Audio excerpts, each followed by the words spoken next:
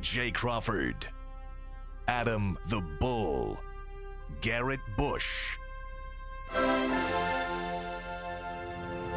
and so many big names, it would take me hours to say all of their names.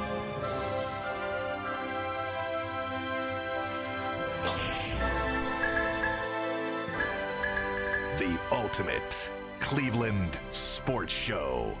Booyah! What is up, people? What is going on? And literally, I'm asking what is up because I am with Anthony Antonelli, Brad Sellers, myself. This is not the wrong show. This is the ultimate Cleveland sports show, except Jay's sick, Bull's sick, G's sick, Jason's late, Steve Becker's in Philadelphia. And I'm the rookie on the All-Star team. Yes, I am. He's the rookie on the All-Star team. Thomas is in Columbus. We had to call in the Ghostbusters for this show, guys. We came in this morning, did not expect to be in this chair. Anthony did not expect to be in that chair. Hello, hello. He won't be in that chair in a few minutes when Jason gets here. We're going to kick him back to the booth, but as it stands, Jason is en route. I was this close to doing my opening play-by-play running the show. I was this close, people. This close. Brad came in. Brad is our color commentator extraordinaire. We're going to set him up for some alley-oops today. We do have before we get into the schedule and what's on the docket for today, we do have to talk about the fact that our three main guys, we have done 177 UCSS shows. It's crazy. We have never had a show without G, Bull, or Jay. We've had mix and match of combinations, but never a full show without any of the three. Question for you, Brad. What's up with these immune systems? Well, hey, but how good does it feel to have the freedom without those three bogging us down? I mean, they're really what brings the show down on a daily basis. You gotta pay attention to the scientists. You gotta go get your boosters, right? CVS will do it for you for free if you got an insurance card. And Brad's going to get all of his points out today. No cutoff. No it's question. Great. Yeah, easy. Well, it is the 3-year anniversary of Kobe's passing. Brad might go for 82 today with how the panel's set up. If you go for 82, you might as well go for 100. We're going to set him up like Wilt Chamberlain back in the 60s. Donovan Mitchell scored 71. Brad, you're going for the Cavs record today. We do have a big show, though.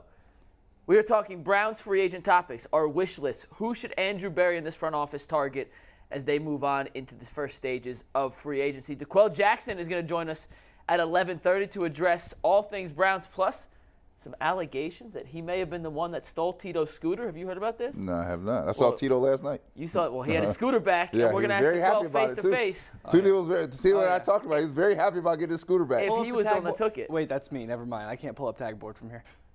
Anthony's learned. This is Anthony's first time on set. Anthony, how does it feel to be in a big chair for once? It's warmer out here with the lights. I'm not freezing against the cold wall. I actually don't hate it. Don't hate it. What camera? Oh, that one. I got to figure that one out. And real quick before we get into the next part, Anthony, you're in the comfy chairs for once. Yeah, no, the chairs in the booth suck. I hate them. We got to get that so corrected. uncomfortable. Oh, there's just not a lot of room back there. Well, if we put one of these back there, hold on now. They're renovating Progressive Field. We might as well renovate the studio, right? With it. We got a small section to do. And how about Earl behind the glass today? Earl stepped up, moved around. Earl, how you feel today, brother? It's Kobe Day, man. I feel good. The Mamba mentality is setting in. You got on your sweatshirt. It's kind of, man. Shout out to Kobe, man. Look, come on. How y'all feel? We feel great. It's showtime, baby. It's Thursday. Listen, this is like the post office server, baby. We just 24/7, 365. We don't stop. No rain, sleet, or snow. We still No, I think I just saw Jason pull in, by the way. Yeah, good. I was going to start checking my watch. No, you'll survive, Anthony. We'll get into the first topic in a sec. We're also going to do no fence riders today. Conference Championship edition. Only one of the 5 questions were unanimous, which means we're going to have some great back and forth. And even the one that was unanimous, I think you can make a case for the other side. We just all happen to agree. And then we're going to do a little Kobe tribute memorial, remembering number 24, the Black Mamba, for everything he did, not just for the basketball community itself, but his impact on the world in general. It will not be forgotten. Don't worry about that. Stop looking at your watch. Stop looking at the watch. You're on front street here, all right? Stop looking at the watch. Stop looking at the door. He is nervous. I got the freshman 15 minutes. I'm like, wait. I saw Jason last night at the Cleveland Sports Awards show. Oh, so he's still asleep. I saw him as I walked in. Me and Jim Schwartz walked in, talked to Jason for a hot second. I ain't seen Jason no more. No. I see no more. I just like to say, when I interviewed for this job, they're like, yeah, it's a behind-the-scenes job. You don't have to worry about anything. And then they're like, by the way, there's a camera in the producer chair, so when you switch over, you're going to be on air. And I was like, what did I get myself into? You're good. Yep. You're good. Listen, just be a coattail rider. We're good. You know how we talked about, and Anthony, I'm going to do you dirty real quick. I'll go for it. But you know how we talked about running the first play for Mobley? Yeah. Getting him more involved early so he feels more comfortable the rest of the show? You get Anthony involved. Yeah, Anthony, we're going to start with you. Oh, go for it. The Browns have a lot of holes to fill this offseason, I my didn't man. make a list last night. You did not make a list because you did not expect to be here, but hey, No. we're going to get you involved early. If the Browns were to sign one player this offseason, just one, who would you want them to go after the most? I don't have any names, but I do think we need a wide receiver. I think we need somebody who has speed that can replace Schwartz, because I don't think he's coming back. Like, I don't think there's any hope for him to improve. I don't think we can't use him. I think we need to replace him. That's my number one list in that behind defensive tackle. Schwartz is still on the team? He's still on the team last I heard. Hey, Earl, let's make sure we write that down and clip that for Anthony. Let's get his first social clip up on his first hot take. You mean he's technically still on the team? For now. Technically. Us Anthonys have to stick together, but at some point you just got to give it up.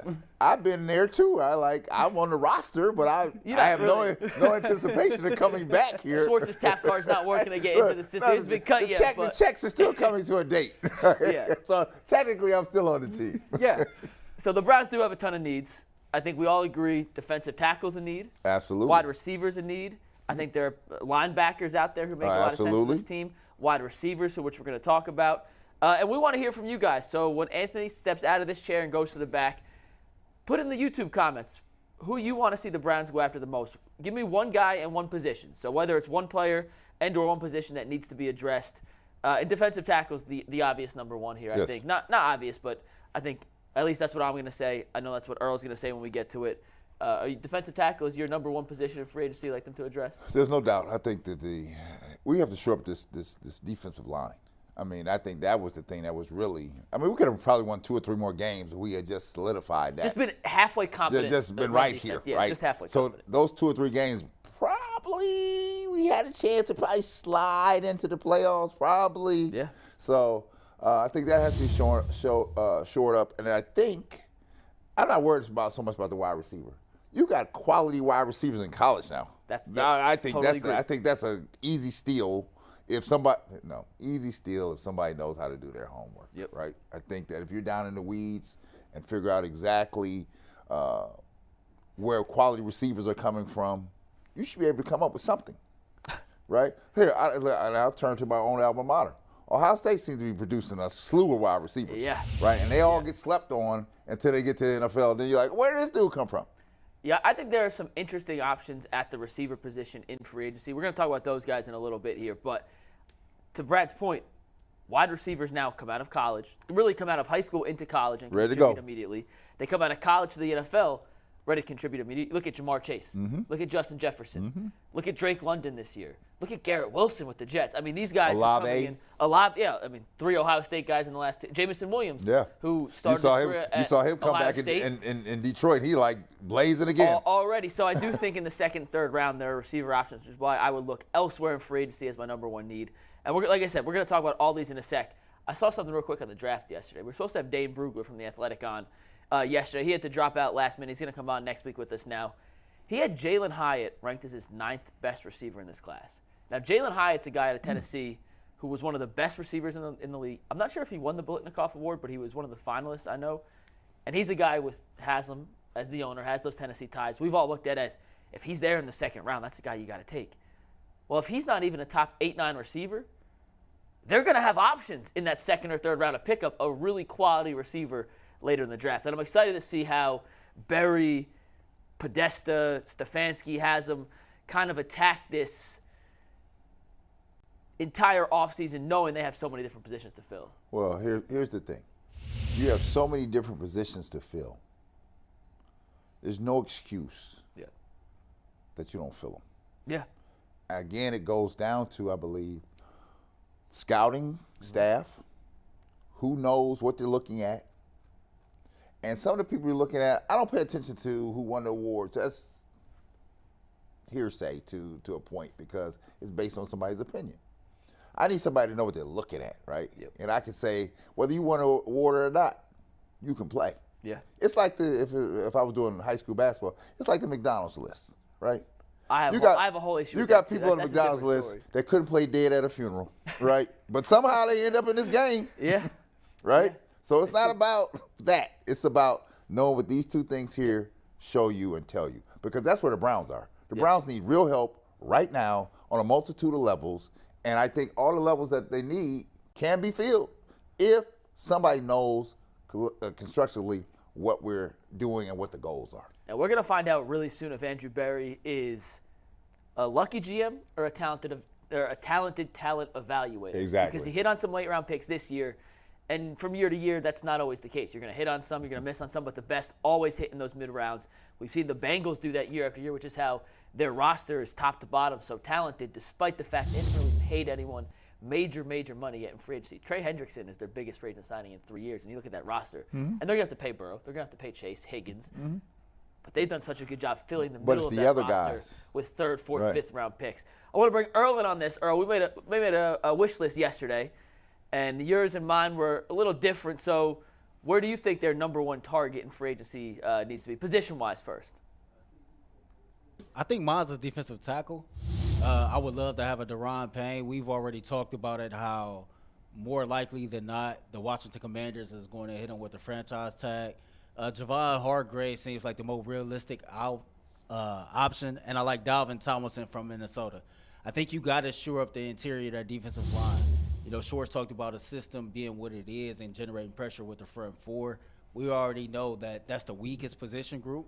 I do think he'll be able to coach the young guys up that's on the team, but you still need to be able to add a guy that's an impact player right away. Yeah, I couldn't agree more. I do think Washington's going to end up franchising Payne. Yeah. You don't let guys who are that talented, that young, walk for nothing. But one of the things we're not missing, but I think one other benefit of shoring up the interior of the defensive line is not only does it help with the run game, but you could have a tackle that commands at least a chip block from a center, which unleashes Miles to go one-on-one on the outside. And we had Teresa Walker on Tuesday talk about how Schwartz gets the best out of his outside pass rushers and gets pressure. And there's Jason speeding in through the parking lot. That was like the flash coming through the window. Anthony hasn't said anything in 10 minutes. I got to get in there. Oh, I'm passing it to you next. I'm sending it to you. But if you get a Hargrave, if you get a Dalvin Tomlinson, if you get one of those free agents, there's a guy from Kansas City, Nomedy, who I really like on the defensive line too. That's just going to help unlock Miles on the outside to hopefully get in the conversation for Defensive Player of the Year, which he was snubbed. Snubbed is tough work. You can't. You're not snubbed. I mean, the team was awful, right? How you gonna be Defensive Player of the Year and the team was awful? Because I mean, he did. You look at the because if you're the Defensive Player of the Year, that means you've lifted up the team. Fair, right? Fair. His numbers do stay though when you look at top to bottom. It's not just the numbers. This is not a numbers game. This is that's about the age-old debate. I'm not saying he should win. I'm saying he has a case to be in that top three. He's a quality player. There's no question. One of the best. You're not the player of the league. Listen, you don't see no player of the leagues coming from Northwestern, do you? But it's not defensive MVP. It's just the best defensive player of the year. You can't be. I'm not saying he should win it. I just think he has a case to be in that. There's no case to be made. There's a case. Win some games, and there's a case to be made. I think you got to be a playoff team to be a candidate. You got to be. You're devaluing everything else. Yeah, let me get this question in before Jason takes my spot. Yeah. And this might be a dumb question. Yeah, you about to get bumped. Who's not. And Jason's inside. But do you focus more on shoring up for the run, or do you want someone who can help Miles get pressured? Which do you go after first? What's the priority? Well, I think you need first to shore up the middle. Where'd he go? Shore up the middle. Don't worry about it. You still got time. You're going to get a question and an answer. Yeah. Perfect. You need to shore up the middle. I think that unleashes Miles. The other thing is that the people don't say, you're going to lose Clowney. Clowney's gone. So he's not bad. So who's coming off the other edge?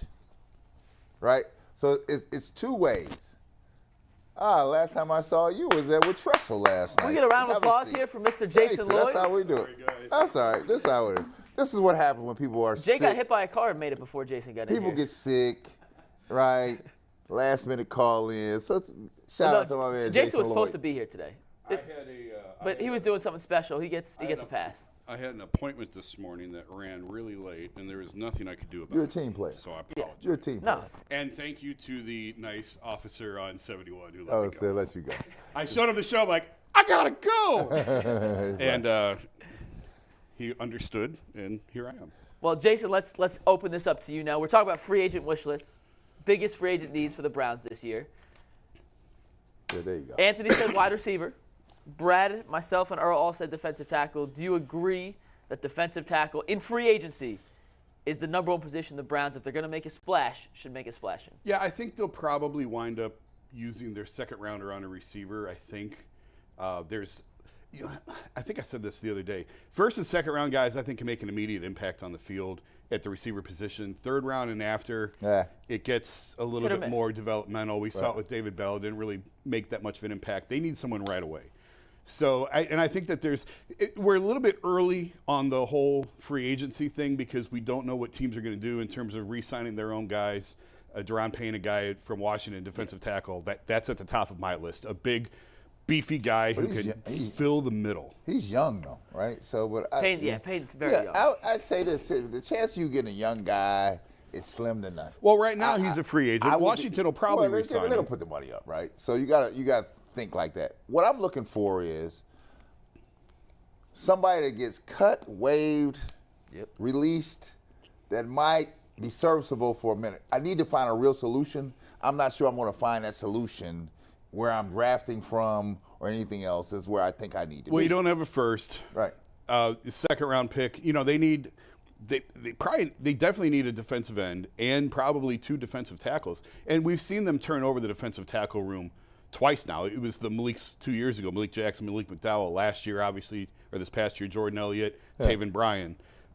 Some of these guys are going to be back. Guys that disappointed you, they're going to be back. You can't replace everybody. No, you cannot. But and the hope is with Jim Schwartz, with a year of development, you get more out of them, especially a guy like Jordan Elliott. Now, is he going to be the starter, and is he going to play as many snaps next year? I don't know. I would like to see another new defensive tackle or two, but Jordan Elliott's going to be on this roster next year. Taven Bryan may not be. I can't bank on that thing. Here, give me a guy that has Javon Hargrave. Give me a guy that has done something out here, right? And he may be long in the tooth, right? Disregarded by the team he was from. I just need you to help me shore this thing up, right? I just do. Well, that's the Malik Jackson route. Well, but I tell you what's here. Listen, we had. Remember we had Open Joby here. I hated. Come on now. I hated to see Larry. But see, nobody had any. They couldn't understand the value of what he was doing there, right? I would be thrilled if Larry Ogunjobi was back on this team. I would take him back in a second. He's a free agent. I mean, he's bounced around a little bit. Cincinnati to Pittsburgh. He stayed in the division. Come on back here, dog. We need you back here, right? Good friends with Miles. Him and Miles are close. I said, this is what I'm talking about. You have to. The people now running the organization. I saw a bunch of them last night at the Sports Awards dinner, right? Somebody here, you're gonna get in the weeds here. I mean, you're in the lab now. You're in the chemistry lab here. Yeah. You got to make this thing work here. You got to figure out how to do it. Yeah. Somebody shouldn't be sleeping at night. They should be up every night, 3 o'clock in the morning. Let me figure out who's reading every paper, every wire list, who's thinking about getting waived, right? Yeah. Who knows who, right? You know the deal. Oh, yeah. This is how we construct a team. Yeah, so we've all heard now defensive tackle's #1 guy. If Payne hits the free agency market, he's going to get paid. He's going to get a lot. Someone's going to pay him. I do think money. Washington ends up franchise tagging him and then working out a He long-term probably deal. stays there. Washington's He's on the wish list. Yeah. Washington is on the edge of something here. Did you see them? And you don't let you're not walking away from here. Especially one with that much talent, that much production. Here. He's a first-round pick. They're invested in him. The fan base in Washington will not allow you to walk away, right? They're not. The one thing you got to consider, though, and I don't know if it's exactly apples to apples, but Daniel Snyder, their owner, is going through a lot of stuff. Right. Does he want to spend another boatload of money on a player for a team that he may not actually be in control of he in a might couple not be of years? around. But. So listen, I'm just saying where we are, right? I agree to your second point. The second round, I'll find you a wide receiver. Yeah. Yes, I can. George Pickens was the second round pick. Yeah, I'll find you one. He had a lot Higgins, of T. Higgins second round But pick. again, you can find a really impact receiver. Again, it requires somebody to know what they're looking at. Right? And we're going to get into, like I said, we're supposed to have Dane Brugler on Wednesday. He's terrific. He had to reschedule. He's the athletics draft guy. He's going to come back on with us next week. Because I would tell you, even with David Bell, I'm a Big Ten guy. I don't remember David Bell. Big Ten receiver of the year. Beat out all those Ohio State dudes. I don't remember him blazing it up on us, right? Well, he's a possession guy with a lot of catches. Here. He was their only option on offense. Blazing it up. There's a difference. Yeah. It's true. And speaking of blazing receivers, though, there are some other positions that have some depth that I think the Browns will be interested in. I think linebacker is another massive need for this team as they continue to build this defense, especially how Schwartz wants to run it and mobilize that 4-3. If you look at any Schwartz defense, they've always had a roaming linebacker side to side. Edmonds in Buffalo is a free agent, but Levante David's the one from Tampa Bay who I'm looking at, who if Brady doesn't come back to Tampa Bay, they may break that all the way down and kind of start a rebuild. David out of Nebraska, he's on his 3rd contract. He's not young anymore, but that dude moves side to side and is always around the football. as tackles are being made. He's a guy I think would thrive playing in a Jim Schwartz defense behind a defensive line that contains Myles Garrett and hopefully some of the other guys on that list. Thoughts on Levante possibly being that veteran linebacker they bring in? Yeah, possibly. I think they'll look at Anthony Walker at bringing him back if he's healthy. Taki gave him something in the middle that they didn't have before. I think he was better in the middle than he was on the outside. Agreed. So the front four to me is more pressing than the linebacking need. I think I mentioned before I talked to some players who felt like they need a thumper at linebacker. They need one guy who can come in and thump. And I don't know if they have that guy. It's not Reggie Ragland. I love it. It is not Reggie Ragland. It's not Reggie Ragland. No, it's not Reggie Ragland. So, Alex Wright is a guy getting back to the line. I think he can help. Like, I saw enough out of him. I kind of liked him. We've talked about him before on this show. It was a big leap going from UAB into the NFL. I don't know that they would feel comfortable starting him on the outside opposite Myles. I think that's another route that they'll probably go to free agency to find someone because it's not going to be Jadeveon Clowney. He's played his last snap.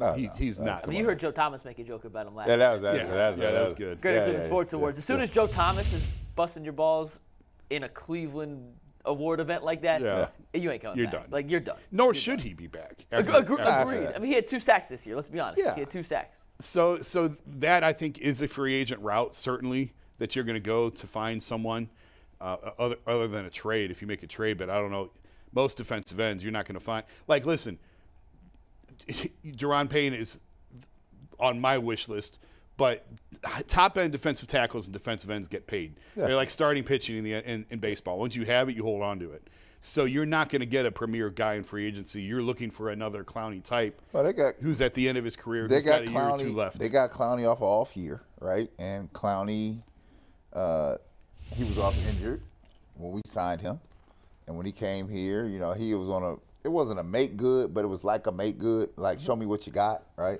That's how Clowney got. Well, there's a reason why he's on a different team every year. Right. So you're in that market again because we don't have the luxury of saying unlimited checkbook here. We just signing everybody. Right. That's not it. Can I throw my 2 cents in here? Go ahead. Please. So everybody's talking about the top tier splash guys, and those is cool. But what y'all think about a guy like Sheldon Rankins? That's a free agent defensive tackle from New York. Or a guy like Devin Bush, who's 24 years old. I like Devin Bush. In Pittsburgh. But DJ Shark at wide receiver. Mike, I was telling you, he's tall, he's fast. We're talking about a guy who can take a top off without costing you a lot of money. What about those 3 guys? So I would say this to you, Earl. This is what I would say. First of all, when I'm evaluating talent, take the money out the equation. I'm looking at basically your skill level, right? Because people always get confused with the money and the skill level, trying to equalize them. They're not.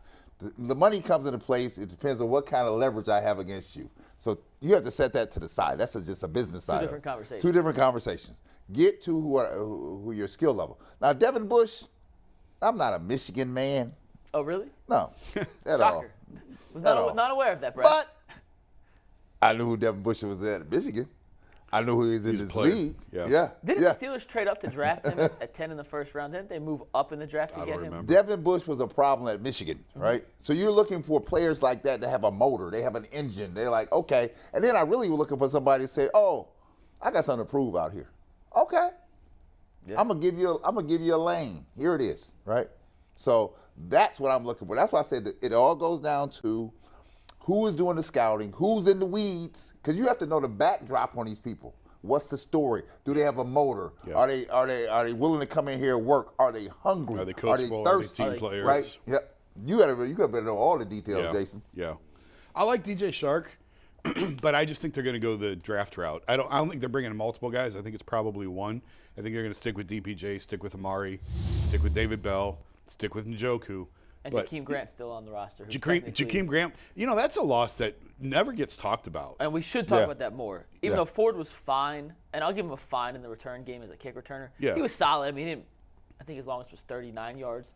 Jakeem Grant was an elite return man, and they lost that element. I mean, DPJ had a punt return touchdown. He turned out to be fine. But, that's what Jakeem Grant was as good as anyone in the league at. That's why they identified him early in free agency, and that was his role, is to be a punt returner. They knew that was a position that they needed upgrade. He was supposed to be the return specialist, who's also a speed guy, can give you something on the offensive side. He's not going to be a feature receiver, right? But he can give you something offensively, and they lost him early in camp. And he's just sort of been the forgotten guy, and what a difference he could have made. Jason, what's the story on Smith-Njigba? Where is he ranked at in here?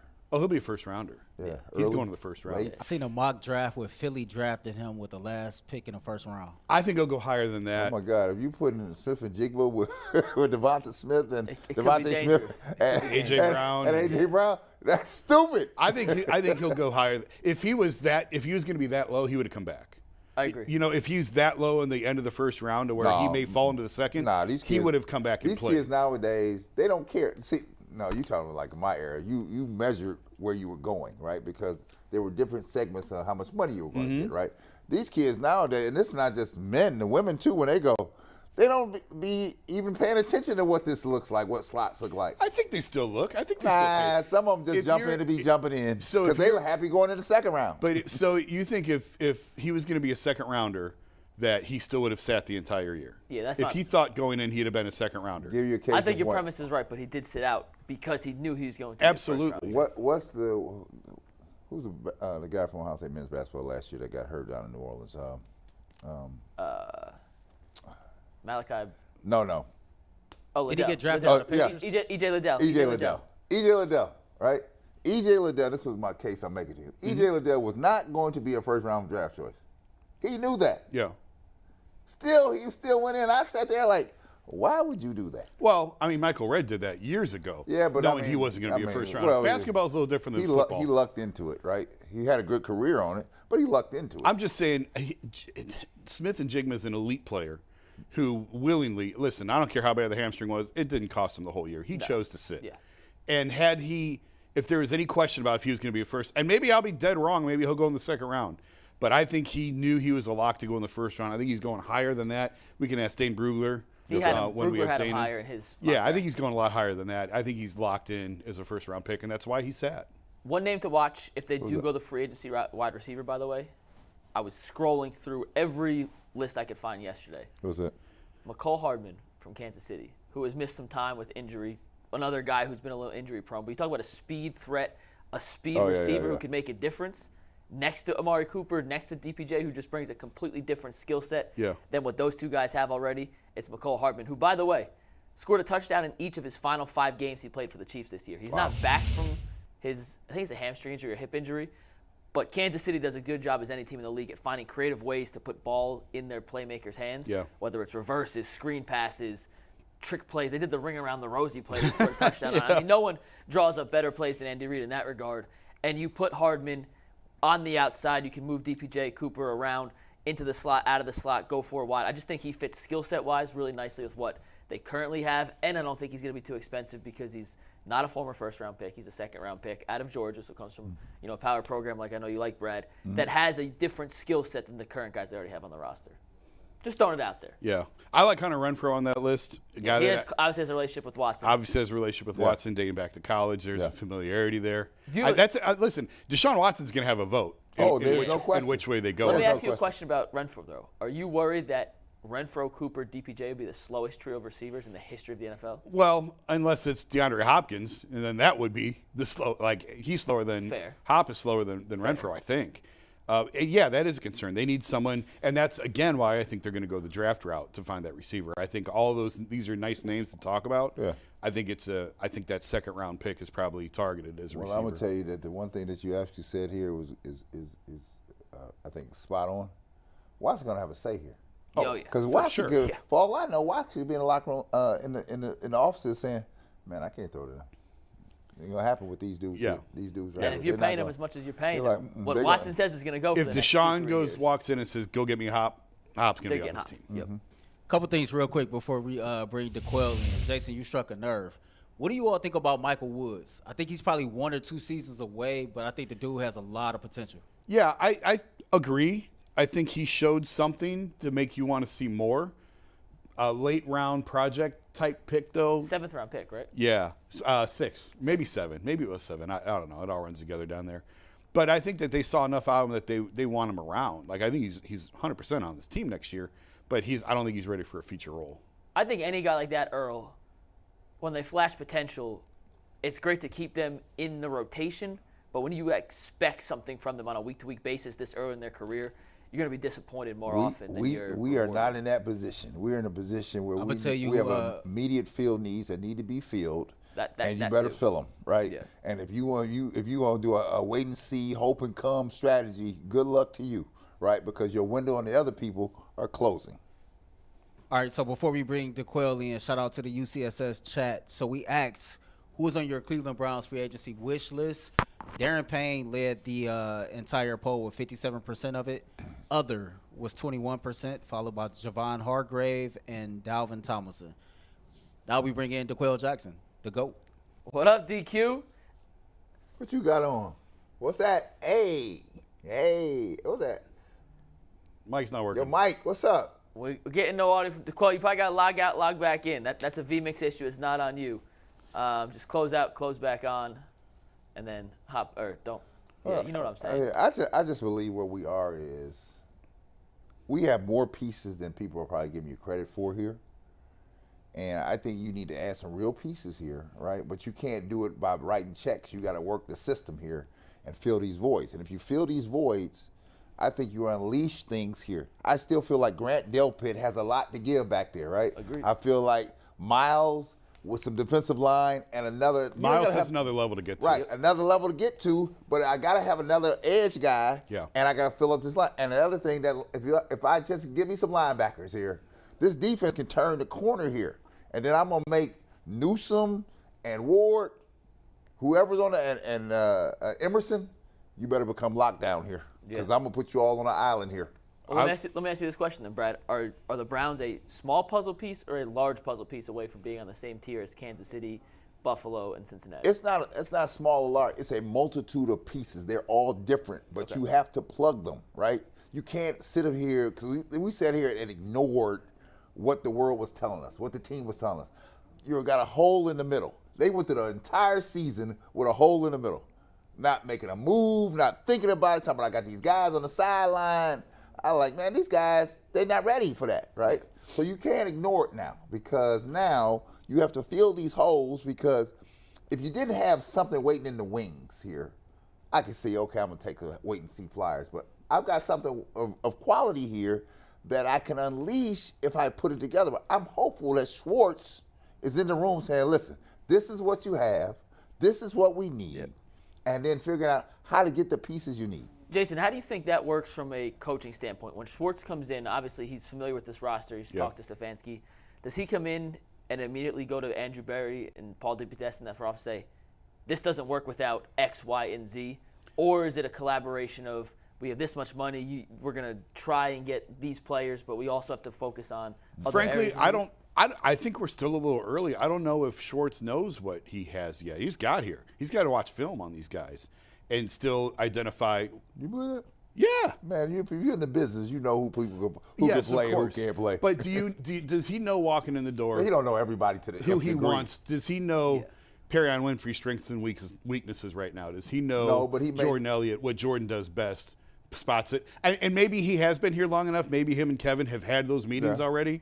But I'm just saying those conversations have to be had. He has to consume and digest the film and see what they have before he can say what he really thinks that they need. Let me tell you what I think Schwartz does, right? Schwartz says, okay, you got these guys. That's great. I don't know them all from Adam. Some of them I do, some I don't.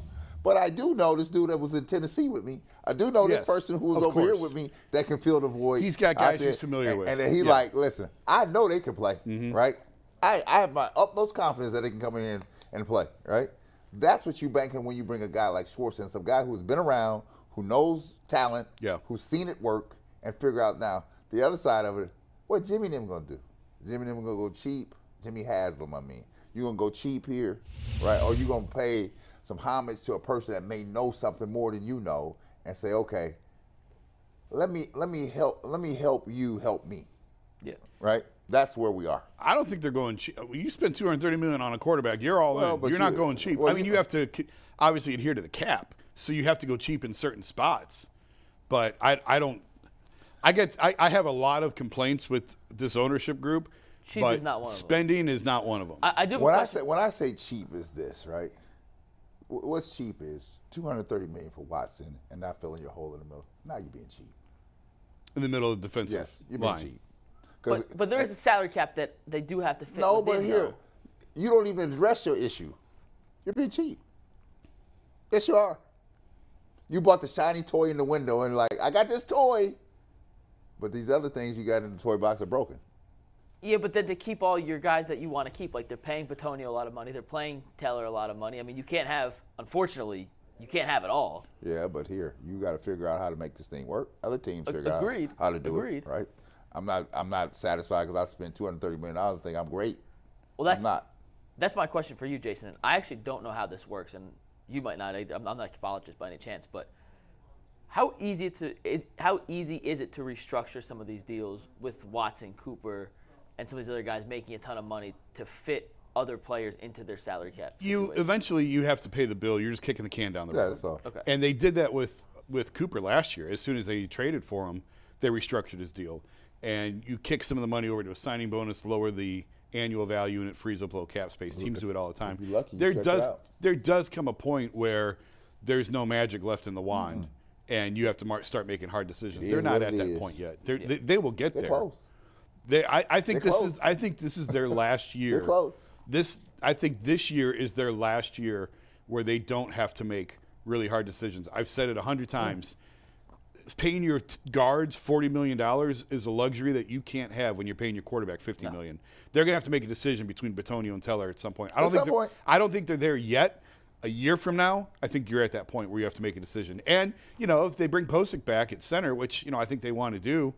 He's going to get a lot of interest around the league, by the way. Oh, yeah. Coach is going to be one of the hottest names in the free agency But market. I think he wants to be back here. I talked to him toward the end of the season, and the whole reason he chose here to come here in free agency was Bill Callahan and the strength and conditioning staff. Well, they're still here. So I think he's happy here. He had a great year here. I think he wants to be here. So I do think that he'll be back. I don't know how much he's going to get. He's going to get a big raise over what he made last year, though. So now what do you do with Nick Harris? So that's where I think one of those guards, not this year, but next year, you may have to move on from one of those guards, and Nick Harris may be your starting guard. You got a couple things. What about Kareem Hunt? What you going to do with him? He's gone. Who? Kareem's gone. Yeah, he's gone. He's gone. All right, we got DeQuell. We're bringing him in. DeQuell, can we hear you this time? Yeah, can you guys hear me? Gotcha. Yes, sir. DeQuell, before we get into the questions, we do have to address some serious allegations against you, my friend. Yeah, listen. I heard him already. I heard Tyvus bumping his gums yesterday on the show. Well, we have the soundbite, DeQuell. For anyone who missed it on yesterday's show, Steve, let's play the soundbite and let everyone know what DeQuell's been accused of. If you spend any time at all in the 4th Street area, you have seen Tito going to a game or coming back from a game on his scooter. That's his mode of transportation. It's hilarious when you see Tito on this thing, buzzing through the streets. Rolling up. He is rolling in style. Someone had the gall to steal the thing. Yeah, well, we all know it was DeQuell. He's the only person that needed it. DeQuell is suffering from Achilles injury, and he needed to get around. So DeQuell took the scooter. DeQuell was rolling that thing. He probably put some rims on it and everything. Damn, DQ. Pimp my ride. Pimp my scooter. DQ, they said you DQ, they said you DMV'd it. Hey, listen. I'm a lot of things, but I'm not a thief. But you know what? You did the Baltimore thing. Listen, I owe Tyvus, man, because he was on the show yesterday just bumping his gums, not really making a lot of sense, trying to defend his boy Eli Apple to the grave.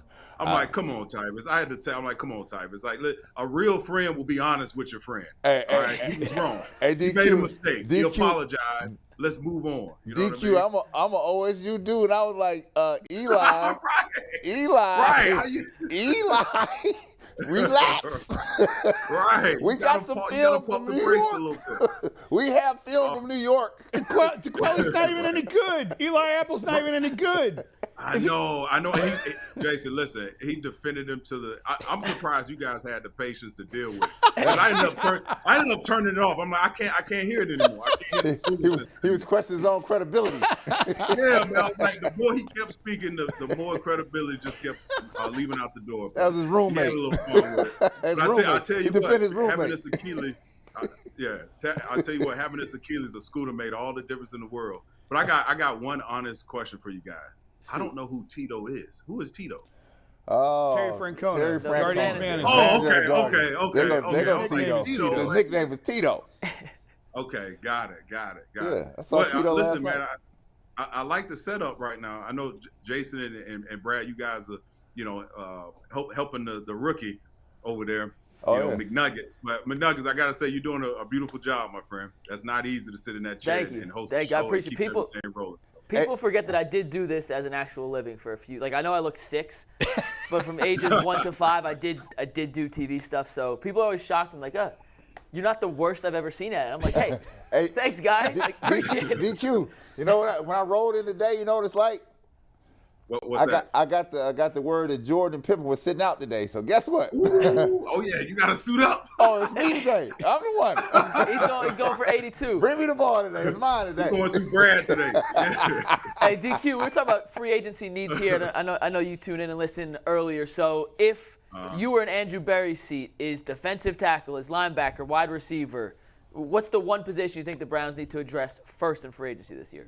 I know everybody's talking about the interior D-line, and that's obvious. Anyone that has 2 eyes understand that. But I would start looking at someone else to help Deshaun Watson, from a receiver standpoint. I think that's something that, listen, I think Amari Cooper played well. We're going to have a running game. But if you can somehow get another 1A type of receiver, I think that would bode well for Deshaun Watson in this offense. So when you get behind in games, for whatever reason, you have the skill set on the outside to be able to push the ball down the field, and you can rely on guys to get open. And I think about a guy. I'm not sure what his contract situation is. I know he was suspended last year, but Calvin Ridley. I think the Atlanta Falcons extended his player option, but he was suspended. But I know he probably won't be a free agent until next year. Jacksonville traded for him this year, DQ. What's that? Jacksonville traded for him this year. Oh, that's right. They did. So scratch that idea. But, it's a great idea because another team did it. So what y'all got hanging over there, the Washington Commanders? Y'all got a bunch of receivers over there. Yeah. Listen, we have one. They have one, and they're not letting him go. He's Ohio State guy. Yeah, Scary Terry. You set me up for the. There you go. I forgot. I'm feeding you today. I'm feeding you today. So, listen, you have to give up the farm to get him because he's been their offense the last 3 years, and he's explosive. And he's not the biggest guy in the world, but man, he just somehow seems to get open when they don't have a lot offensively. But it's going to be if I'm Andrew Berry in that front office.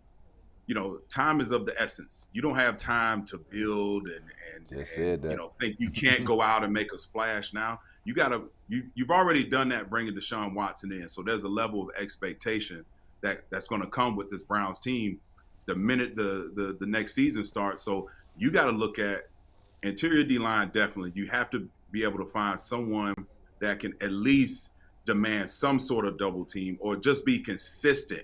An available guy that's consistent, a veteran guy, and then you start to move down the line with linebackers. I don't trust any of these linebackers we have on. Listen, there's some young guys that can help you. That'll be a stalwart on special team and be a decent backup. But you got to go out. I know you guys talked about Levante David as being a guy. I'll go as far as saying there's a guy that's probably a little bit more inexpensive. He was over with the Colts, Bobby Okereke. I think I'm saying his name right. He's good. Yeah, he's a guy. He was steady for them. Colts had some issues at the linebacker position. He stepped in, played well, was productive, and he's inexpensive. So I think you got to start chipping away at some of these big holes because, quite frankly, to leave yourself some room. So if a big name guy comes and play, you got to be able to make that splash because, quite frankly, they don't have the time to wait. If they don't get it done this year, it's fair to say everyone's going to question everyone in that front office because you've underachieved with the talent this team has. DeQuell, when you look at all the positions of need, defensive end, defensive tackle, linebacker, receiver, which is the one that they can fill immediately with the second-round pick in an ideal world? Yeah, I think you know what? As much as I want to say defense, you gotta help Deshaun Watson. You paid him a ton of money. He has to, at the very least, you have to be able to move the ball down the field and push the ball down the field. So I think I'm agree with you, Jason. I think I heard you say it earlier. It's receiver. I think you need a guy that can come in right now and be a difference maker. You missed out on the third round draft pick. He hadn't showed up all year. Right. And I just don't think he was a good fit for him. I don't know what the case may be, but you got to go out and get a playmaker. A dynamic playmaker where on the offensive side of the ball, and particularly at the receiver position. Tackles and ends seem to go so much in the first round. By the time you get to the second round, I don't know that you have an immediate day one starter, but I think you can find an immediate day one starter in the second round at receiver. Oh, no doubt. No doubt. When you get drafted, my expectation is obviously first, second, and third for me. Those are impact guys. When they step in that building, you're expecting them to contribute in some fashion or what have you. The middle rounds, that's when you find a diamond in the rough, and that's when your team, your scouting department really has done their due diligence and homework to find those key positions. And quite frankly, those are your backup guys that can are developmental that can develop into a starter. So I think right now is a critical year. They have to get it right. I know there's some all-star games coming up. There should be the entire front office of the Browns need to be all over every all-star game that's going on right now to pinpoint who can help them right now. Yeah. DQ, in your own backyard at Maryland, what's the receiver that was at Maryland that got hurt that was taking the top off last year? Raheem Jarrett? You talking about Jarrett? Yeah. And what's his status? So that's a good question. I was actually with Loxley a few weeks ago at the fight, and I brought some things up, but it's in limbo with this NIL play. There's a lot that goes on there. Yeah. I didn't know about in terms of how these guys kind of leverage their position in terms of, hey, I don't know if they play this transfer portal card just to generate more NIL dollars from wherever region you're playing, and I get it. But right now, I'm unsure of his status, but he's definitely a guy I'm sure Loxley would love to have back, but he is a difference maker.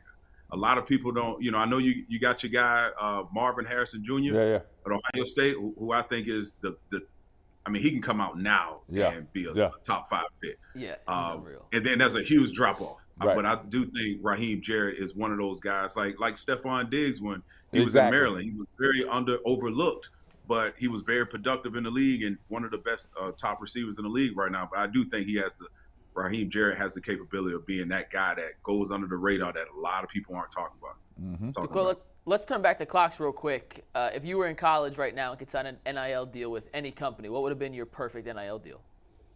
Right now, I gotta go back to when I was like 18 years old or something. Like, you know what? Man, I probably would have took an NIL deal for some pizza back then. That's how that. As long as I could get a meal, because college. I'm thinking about those college days, man. It was hard just to get a meal. My family wasn't down the street. My family was in Florida, and I was in Maryland, and it was hard just to get a meal sometimes, man. I lived rough, but all my close teammates, if they had it, they had a couple dollars and had some food, they would share with me. But man, I would go for some Papa John's pizza. It's that simple for me. And DQ, you mentioned receivers being able to kind of come in and make an immediate impact more than defensive players. Why is it that offensive players tend to be able to make that transition from college to the NFL more seamlessly and impact the game quicker than guys on the defensive side of the ball? Yeah, I think there's a lot that goes, just thinking about my own experience of the jump from just a defensive mentality, right? Like in college, there was, I call it high school cover 3, high school cover 2, high school cover 1. There was no zone to matching, and there was no, once you call the defensive call based on if a guy motioned or not in college, the defense didn't change all that great. I think when you get to the NFL, now you have more time. There's a lot of moving parts because every year offenses change. Mm-hmm. You have to prepare for an Andy Reid type of offense where a lot of misdirection, and you have a guy that makes throws off, makes a lot of his plays on off-scripted plays. So I think for defense, especially terminology, understanding, coverages, and understanding, you have to understand what everyone is doing in order to do your job, as opposed to offense. And I'm not saying offense is any easier, but I do think from a receiver standpoint, I think they build this base a lot earlier in terms of receivers reading coverages, because safety's always disguising. So you've already kind of equipped yourself into, in that mindset of, when I get to the NFL, obviously no one's going to line up and say, hey, this is what coverage we're in. There's always some sort of disguise. So they've already been indoctrinated to that. And I think it's, again, it's a difficult position to play. I would have hated to play offense because you just have to, there's no reacting. Defense, on the defense side of the ball, I love to react to things that, don't necessarily go your way, and you have to be a great problem solver in the heat of the moment. And that's one of the beauties, one of the things I loved about playing the game. I don't get to talk to you as often as these guys because we're never on the same day. So you may have answered answered this. It's good to talk to you, Jason. Yeah, man. You may have answered this already, and I'm sorry if you did, but you seem to not be high on the Browns' current linebacker crop. What do you think of JOK? What do you do with him? And what did you think of Taki when he moved to the middle? I thought he was better in the middle than he was on the outside. Is there something there, or do you have to move on from him too? No. I think Taki definitely you can win with him. He was decent in coverage. He was average in terms of getting off blocks, reading what he saw in front of him. He didn't miss many pulling guards. You can build with him. He's a guy that was a big contributor on the special teams, and he contributed far beyond what anyone probably would have expected, given the circumstance of him playing, a lot of defensive snaps. Now with JOK to me was probably one of the biggest disappointments of this season defensively, because you look at his skill set, you look at the things he did in college, and you say, man, if he ties it together, this guy could be a household name. And as I watched him throughout the season, from the first week to the last week, and I know he dealt with some injuries, and that obviously has a huge effect on anyone's game. And also you got to think about, and I didn't think about this the last time I was talking about it, but I believe he lost his brother in the offseason. He dealt with a lot of things that a lot of people don't have to deal with at a very young age. So hopefully he got the proper support in that area. But in terms of his play on the field, I didn't see any progression. I didn't see anything. I mean, I have a notebook around here of how many times he missed a pulling guard in front of him. Wow. Probably every time. Wow. It just was day one things that you coach in college that he's not doing at the pro level. And I don't care how strong, how fast, and how you present on paper. If you're not doing the small things obviously lead to big things, big plays, big opportunities, and he's not there yet. And so for me, I didn't see enough of the progression, whether it was coaching, whether it was himself putting in the work. And I have to go back to what I said last week. I move on from it. I move on from it. Because at best right now, if he has any trade value, let's hope and pray he does. But right now, he hasn't shown me enough on the field to say, you know what, he's a guy that we can build a championship and a Super Bowl around. He's a guy that's too inconsistent that because of the front office situation, because this sense of urgency this year, you got to win. And you got to make tough decisions. You can't afford to have this guy linger around and put him in the lineup, take him out of the lineup. But I would invest more in Taki right now than JOK. And I know that's hard for some people to hear, but I just don't see the progression. I don't see it. Let me ask you this, DQ. So, the roster. Mm-hmm. Who would you be moving off of on this roster? Who's not coming back here next year? And that's across the board. Offensive side, defensive side. Kareem Hunt. You got Clowney. Clowney, we can all agree he's not coming back. He pretty much talked himself out of here. And he tried to double back and apologize and not offend people. It's like, you realize your market isn't what you thought it was. Right. Kareem Hunt, I think at this point, I don't know what his contract status is, but I don't think he comes back. I think they have some guys behind him. Yeah, he's a free agent. I think you have some guys behind him that are deserving of more playing time. Schwartz. You look at Schwartz. Yep, you read my mind. Schwartz. Nah. You've had an ample amount of time to show, what you can do and what you can be consistent at. I think you move on. JOK? You move on from him. JOK, I think you move on. It'll be a tough call to make, but I think you have to move on. What about the defensive backfield? Oh, man. Is John Johnson back? That's the real question. So, I don't know. I'm 50-50 with him. He's got big cap number. Big cap. He's got a big. What's his cap number, Jason? 13-ish, I think. 12, 13. Oh no. Oh yeah. You gotta either try to restructure it, give him a chance to restructure, or you move on. Frankly, I don't know if he wants to be here. Like he's been here 2 years. You know what I mean? And know better than anybody, you get poisoned a little bit by some of the nonsense that goes on in that building when you've seen it done other ways. I don't know this. I'm just saying. I wonder if he even wants to come back. Yeah, and when you have a big, when you generate that type of a salary, a cap number each year, you're looking. They look for you to do more than what you did this past year. But there's a guy, Grant Delpit. I know he can. He's a young guy. I love his freaking when he's in the box. This man is not afraid to throw his body around. I love his intensity week in and week out.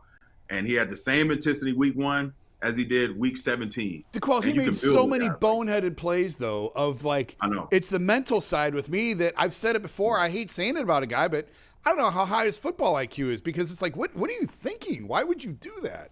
Right. Well, then you have to go. So you can build around that. If you're tuned into your team, if you can find a guy that can come in. I remember there was a guy named Mike Adams. Played with him long time in Cleveland, played with him in Indianapolis. And I remember when I was in Indianapolis, Ryan Grigson, we had a conversation because they were thinking about bringing him in. He was like, what do you think about Mike? I'm like, he will be the quarterback of that secondary. He's not going to go out and make these wild plays, but he's going to be consistent. He's going to be available. He's going to galvanize the guys. He's going to hold everyone accountable. If you can bring in a guy with that type of credibility, he'll teach Grant Delpit the nuances of the game. And I think a lot of times it gets overlooked. You just plug in, what does he run? How tall is he? Has he made big time plays? But you can actually, that's part of the development. Of bringing another guy in to see how he responds. And if he doesn't respond properly when you bring in a guy that you think that he can learn from, then you start to revisit, do we need to move on from this guy? And I don't think JJ3 is that guy you just described. I don't think that's he doesn't have he doesn't the he's teaching not the mentor, you know what I mean? Like that's not he doesn't strike me as that. DQ, producer Earl's got a question for you real quick. First of all, we never talked before, man, so what's going on? Lifelong Clevelander, lifelong Cleveland Browns fan. There's a lot of talk on Twitter right now about Browns fans cheering for the Cincinnati Bengals. Now, you've played here for a long time. What you feel about that? What you think about that? I mean, we've come a long way. Let's say that. We've come a long way if Cleveland Browns fans are rooting for anyone other than the Browns. And so that's what I can say to that. But I don't see any reason for any Cleveland Browns fans to be rooting for another Ohio team, especially right in our backyard. But, I mean, it's hard not to, listen, when you start to break down the individual play and players, it's hard not to like a Joe Burrow. I mean, for what, Cincinnati was Cincinnati until he showed up. They were an afterthought. And now here they are in a position to go play for another Super Bowl in, 2 years? They've done a remarkable job, and it puts pressure on everyone else in this conference. If you can, and right now, the beauty of the Bengals, they still have the top two best players are still on their rookie contracts. So you better go build around them because they're gonna hit the bank when it's time. Joe Burrow and receiver Jamar Chase. So they're in the luxury seat. This is what every 31 other teams envision building a team. When you find the guy behind the center and you find a guy that can just as a difference maker at the receiver position. So they got a good thing going. They're going to be good for a very long time. And that's why I feel like these Browns have to get it right and get it right in a hurry. DQ, we talked after the show last week. You gave me a call and mentioned you had spoken to one of your friends who played for Jim Schwartz in Tennessee. Mm-hmm. Yeah. Can you share a little bit of that conversation with us about what Steve Tulloch told you? Yeah, so Jim Schwartz, he's coached all types of guys. He's been this is his 30th year in the coaching ranks, and he's coached small linebackers, he's coached big linebackers. Somehow he's been able to be pretty consistent from a defensive signal caller standpoint. And Stephen Tulloch, who's a good friend of mine, we left, we entered college together. We kept in touch when we played, and with shoes on, he's probably 5'10", short inside linebacker, stocky guy, but I reached out to him because he had played with him in Tennessee, and he said a number of great things about him. He even went as far as calling him a father figure, and he was like he was going to be intense. And let me pull up because it was a very long text message, and I couldn't believe it. Anytime guys reach out and respond in that manner about a coach, you have something good. They mean it. They mean it. A father figure. He mentioned when he left the Titans. When Schwartz was in Detroit, he brought him to Detroit and ultimately brought him to Philly.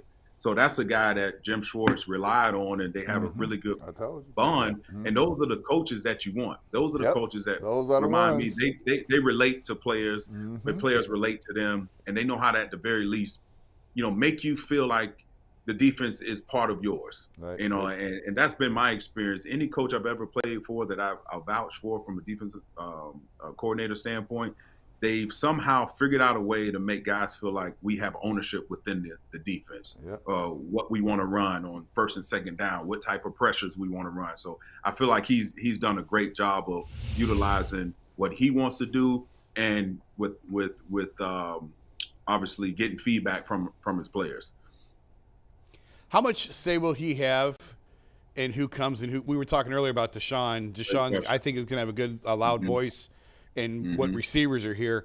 So how much will Jim have the freedom when you have a new DC come in? How much do they get input on who they're coaching? Yeah, I think that's part of the reason he was brought in. Obviously, we could probably all agree Kevin Stefanski is an offensive guy. He wants nothing to do with the defense. So you have to bring in CEO type to run the defense.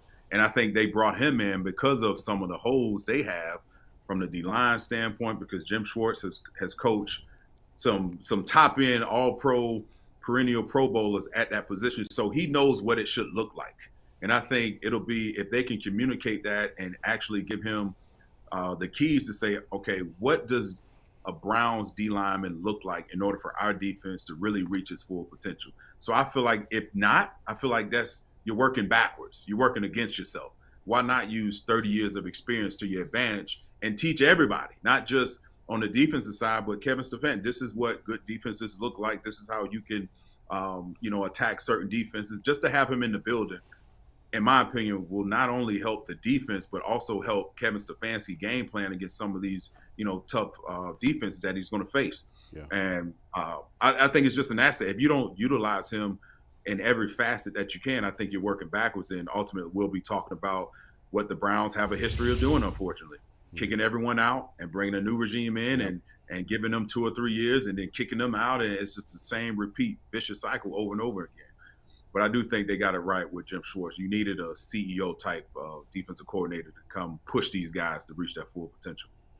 That is DeQuell Jackson, Browns Hall of Famer, Florida High School, I think Seminole High School. Is that right? Yep, Seminole High School. Look at that memory. Way to go, McNuggets. You know what? Jay told me really quick. Jay told me he worked in the St. Pete area as a director of, I don't know, some publication down there. But yeah, I couldn't find him. So we got to fact check that. We got to fact check. He's inflating that resume again. I know he's sick and throwing up, so I hope he feels better. But I don't know. I got to check my facts. We said Jay put a Santos on you. Yeah, man.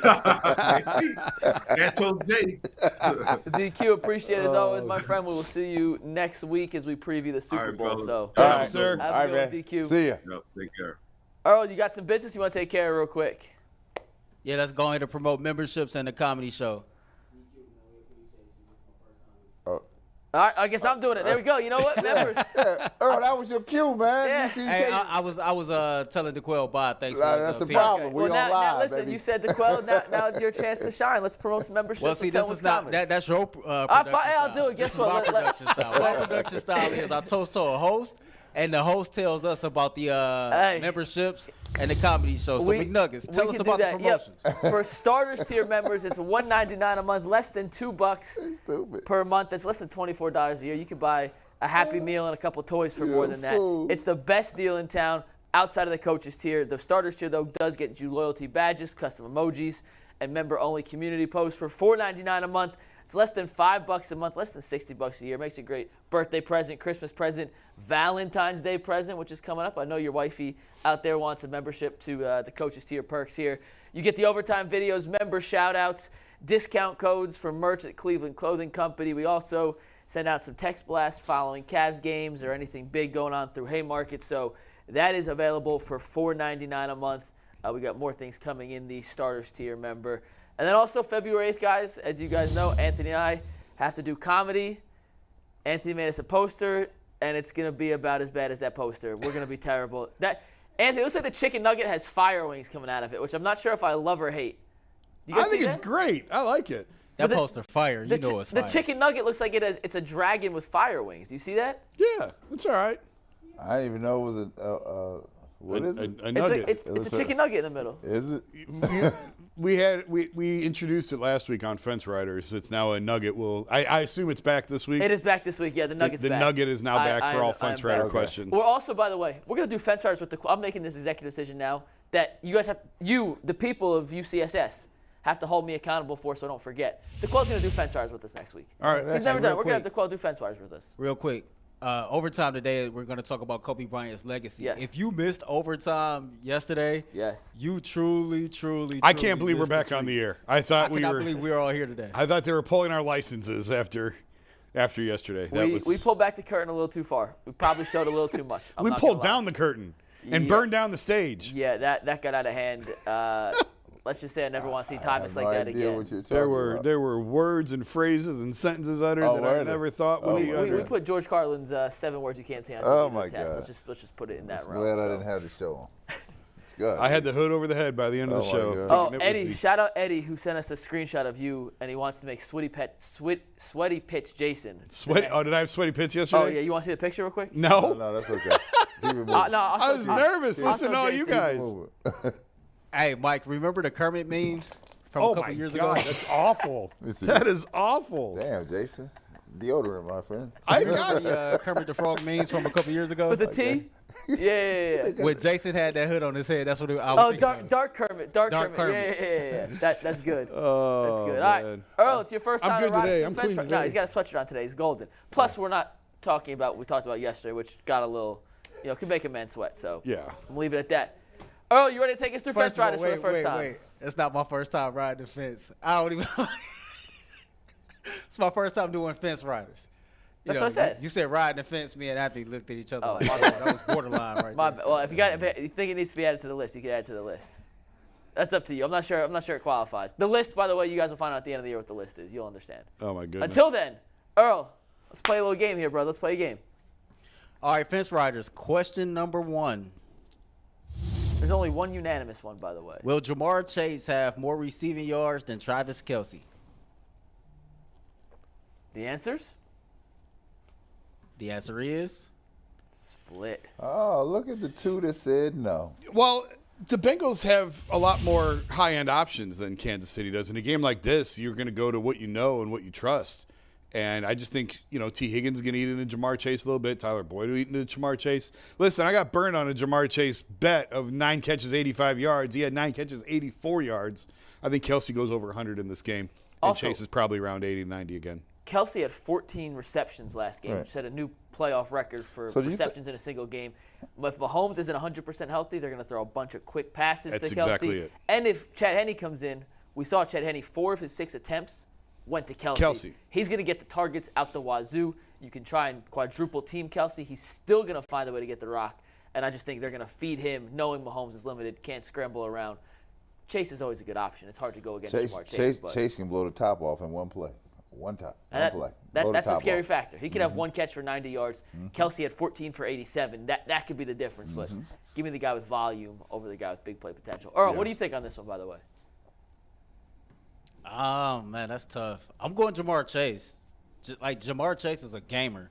Dude is like one of those X Factor type dudes that no matter what's going on, what the situation is, he going to get his. And he's clearly showed he's not afraid of the big moment. He's killed Kansas City all 3 games they played in the past. I think he's going to continue that. Joe Burrow has 2, by the way. And we're going to get to Burrow in a sec here. But those Mahomes-Burrow comparison numbers, it's a tough pill to swallow when you're making the case for who's the best quarterback in football. So, all right. We're on number 2. Big facts. Question number 2. Let's do it. Will the Kansas City Chiefs sack Joe Burrow 3 or more times on Sunday? And the answer is... I thought I'd be the lone nugget here. the lone spicy nugget. Explain yourself, Nugget. Okay, so last week, the Bengals' offensive line started 3 backups, and they played phenomenal against Buffalo, taking nothing away from their performance. 2 weeks ago, Adam the Bull said he'd rather have Ken Carman at left tackle than Jackson Carman. And guess what? He was right, but Jackson Carman came back, redeemed himself. However, the Chiefs' defensive line and the Bills' defensive line minus Von Miller are two completely separate beasts. On the inside, you have Chris Jones, who's one of the 3 finalists for Defensive Player of the Year, 15.5 sacks. Do you know Frank Clark is 3rd all-time in playoff sacks? In the history of football, wow. 3rd all-time in playoff sacks. And I do think Burrow's going to run around, extend plays. That leads, as we saw with Watson. Sometimes that can get you in trouble. Yeah. I don't think 3 sacks is crazy. I'm not surprised the majority of you guys went no, considering he only took 1 sack against Buffalo. That offensive line's coming off his best performance of the year. But I do think we are talking about a Chiefs defensive line, which is here, not in snow, versus a Buffalo Bills defensive line, which without snow is here, in snow is down a step. And we're talking again about, once again, Chris Jones, arguably the best interior pass rusher in football, and Frank Clark, who always steps up in the postseason going against multiple backups for the Bengals. I wanted to go against the grain here. I think they're going to get 3 sacks. This question made me pause. Like it took me a minute. It wasn't an easy one, but 3 is a pretty big number. See, I felt 2 was too low. Probably for 2.5's the over/under when you write it like that. So that was the thought process. And I totally agree with what you said. The Bengals offensive line was awful 2 weeks ago, and it was significantly better last week. So what's the reality? Probably somewhere in the middle. This was close. This was close for me, but I took the under. I don't think they're going to take I went no, obviously, and then I don't think they're going to get 3 sacks on them because now you're in a game where you're 1 game away from hitting pay dirt here, right? So I think everybody ups their game. You're talking about 60 minutes of action, 60, right? If I can't hold the fort down for 60 minutes, and you're not even playing the full 60, at best you're playing 30. 32 minutes. Yeah, at best. Right? So I think everybody picks up their game and they hold it tight for Burrow. Because I got Cincinnati taking Kansas City down in Kansas City. We're gonna give picks tomorrow. Save that. But, Brad, don't you think at the same time, while what you said is correct, we could see Burrow try to extend plays a bit, get out of the pocket, look for that home run play, especially if it's close, which, as we saw with Watson, could lead to a guy run to a coverage sack. Because the Chiefs secondary, it's not great. They did a pretty damn good job locking up some of these receivers at the end of the season. Yeah, but I don't think they've seen Chase Higgins. They haven't. They haven't it's seen not that. apples to apples. They haven't seen that, right? So, and then here, you leaving one person out. Mixon. Hurst is a player. Hurst, the tight end, is a player. Hayden Hurst, yeah. He's a player. And you got Mixon out the backfield. Hurst was a first-round pick. It's a problem. I'm also counting on, I guess, Burrow getting rid of it. Quick. He does. Well, no, just even on plays, if it's not there, trying to extend it and then just dumping it. Dirt and getting rid of it. I think y'all y'all forgetting Tyler Boyd as well. He's killed Cincinnati all 3 games as well. Well, let me throw you a curveball. Remember when the Bengals played the Browns that second game and they did the reverse pass to Chase and then he got tackled by Garrett? It counted as a sack for Garrett. Yeah. Well, maybe they get 2 real sacks and 1 cheesy fake play sack. I don't know. I'll be the lone nugget on the top of the fence. Yeah. King McNugget. It is what it is, fellas. It is what it is. All right, we're going to move on to question number 3. This one's unanimous. This was the one unanimous one. Is Joe Burrow better than Patrick Mahomes? I tried making Bull bite on it so is. bad. I thought Bull was going to bite. No, this one was easy. No. Okay. No explanation needed. Let me ask this, though. No. If Burrow beats Kansas City, that wouldn't change your mind at all? Would not change your mind. Brad, would you even consider? Because I'm with you. I don't think yet at this point Burrow is at that. It's Mahomes. Yeah. It's Burrow. Then it's a drop-off to everyone else.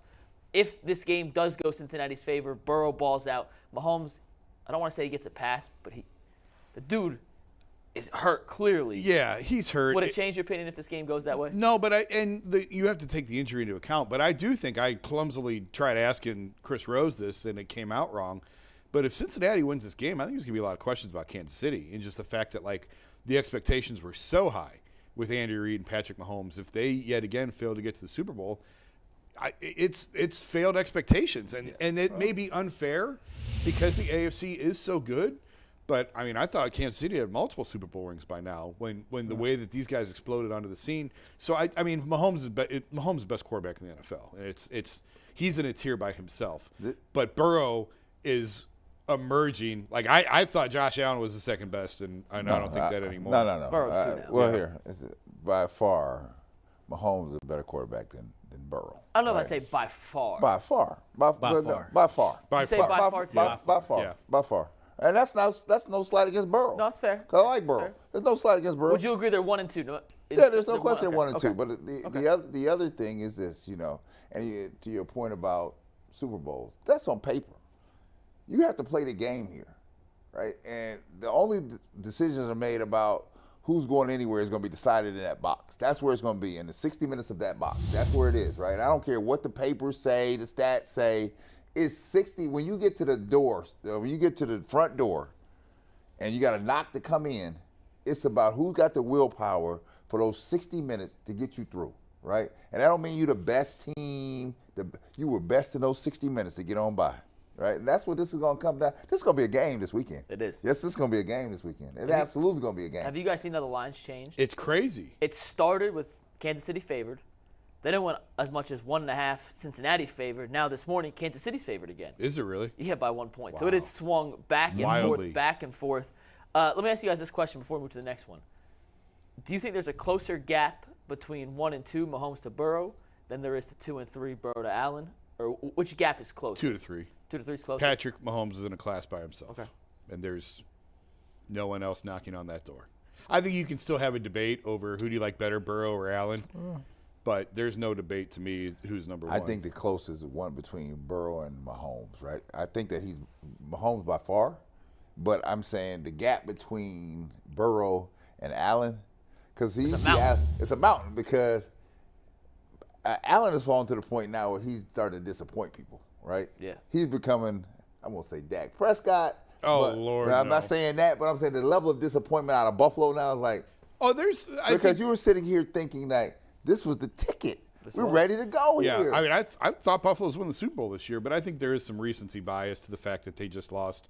I would still take Josh Allen on my team like that. Oh, no, we're not saying that. Come on now. But I'm just saying. Mahomes is the class of quarterback play. He can do things physically that Joe Burrow can't do. Facts. He can make plays that no one else in the league can do. The one thing that Burrow does, he just wins.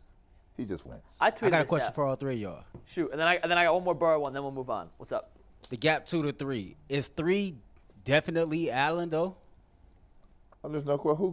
Who jumping over I mean, him? I guess you can make the case for Herbert, I guess. Oh, no, you can't. But No, you can't. I think Allen. No, you can't. Yeah, I think Allen's 3. No, you can't. No, those are the He's three solidly for me. in 3. Who would you put?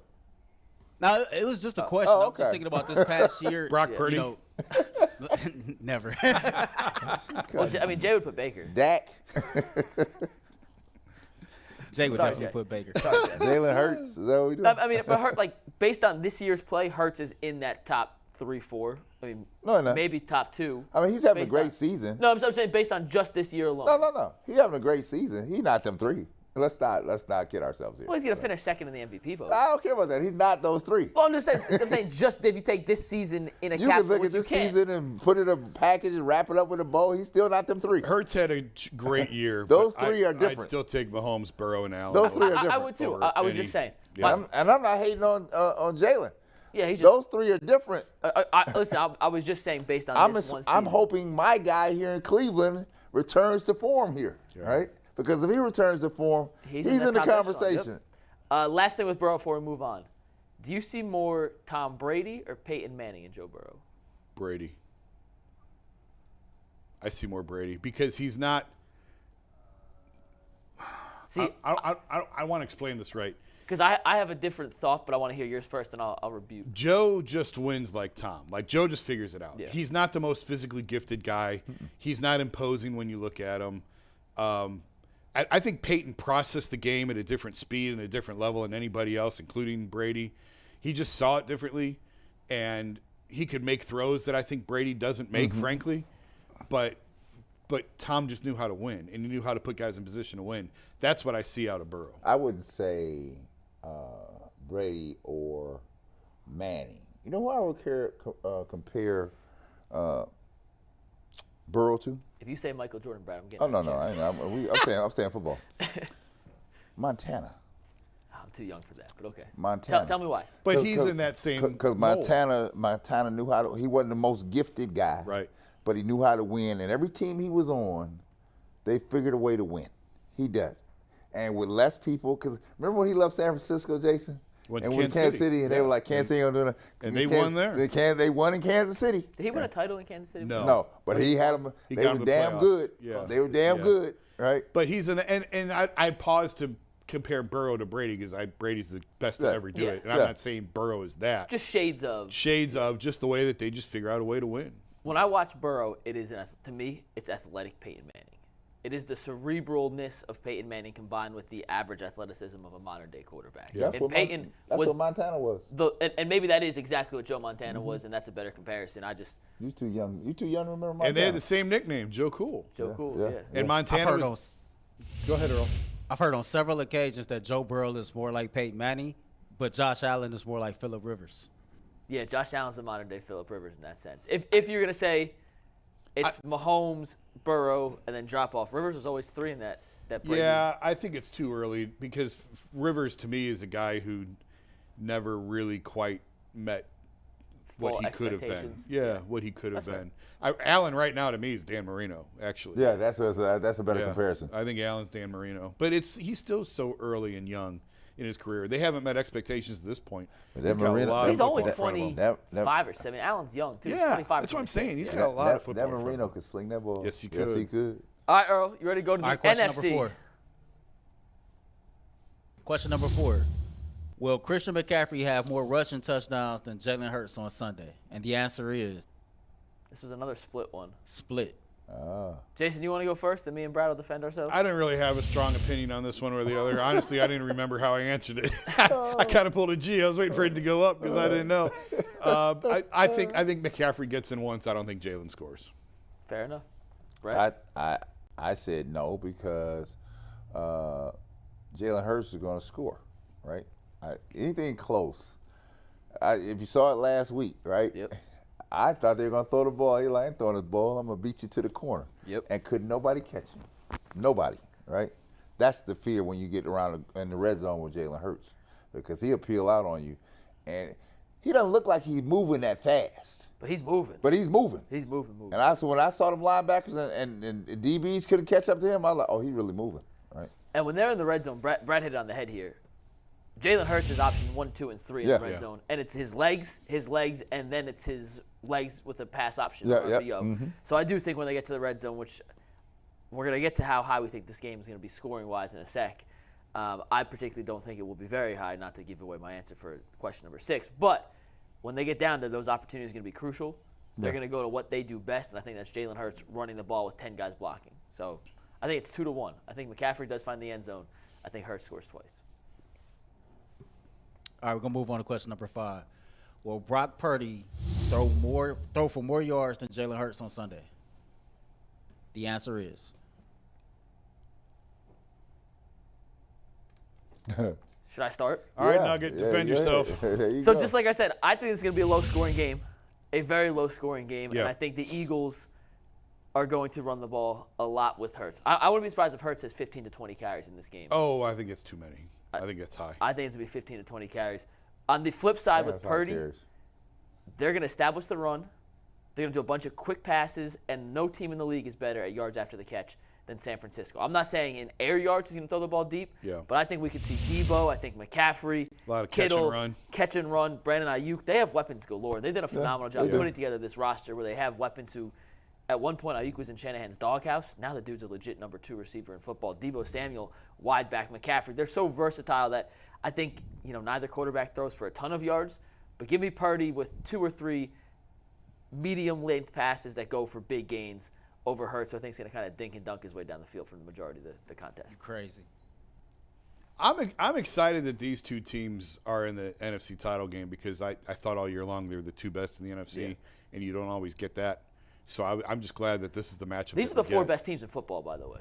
I think for very rare. I'm still salty about Buffalo because I thought it'd be Buffalo. Fair.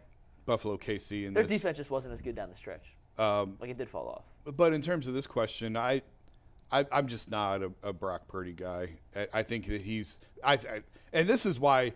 Go back to the question we had last week. Who do you have the most faith in? To me, it was Kyle Shanahan. I think he's the best-minded football right now, frankly. And he just puts his guys in position to win. And so I think Purdy's success is a credit to Shanahan. I like the weapons that Jalen has to throw to. I agree with you. I don't think either one of these guys – no one's throwing for 300 yards in this game. 200 to 220 might actually be the number, the right answer. The cap. Yeah. The Deshaun Watson games. And I'll take Jalen Hurts over Purdy in a Deshaun Watson 2022. This modern day version that we've seen this 2022. year. 2022. Yeah. Okay. Yeah, he was throwing for 350 a game in 2019. Yeah, that's what I said. 2022. Brady. Mike, I got a question. Shoot. Why do you feel like Philly don't have weapons? Oh, they have weapons galore. Well, hear me out. You said he's going to run the ball 15 to 20 times, but he got 2 wide receivers who went over 1,000 yards. They run a ton of RPOs, and I think with the defensive interior tackles, with Kinlaw, Eric Armstead, like that defensive line stuffs the run. They're the #1 run-stop team in the league, which means on all those RPOs, I think it's going to be fake to the running back, keeping himself, scramble. I think it's going to be more Miles Sanders, more Gainwell. I think it's going to be split up probably about 12-12, maybe 7 for Hurts, but Did you see the Cowboys trying to run on the Niners this weekend, Earl? Zeke averaged like 1.8 yards per carry. I think it's really tough to run in the interior there. This is why my we're going to see the outside. The defense is strong. The front seven is strong, but their weakness is their secondary. And you got 2 wide receivers that can take the top off.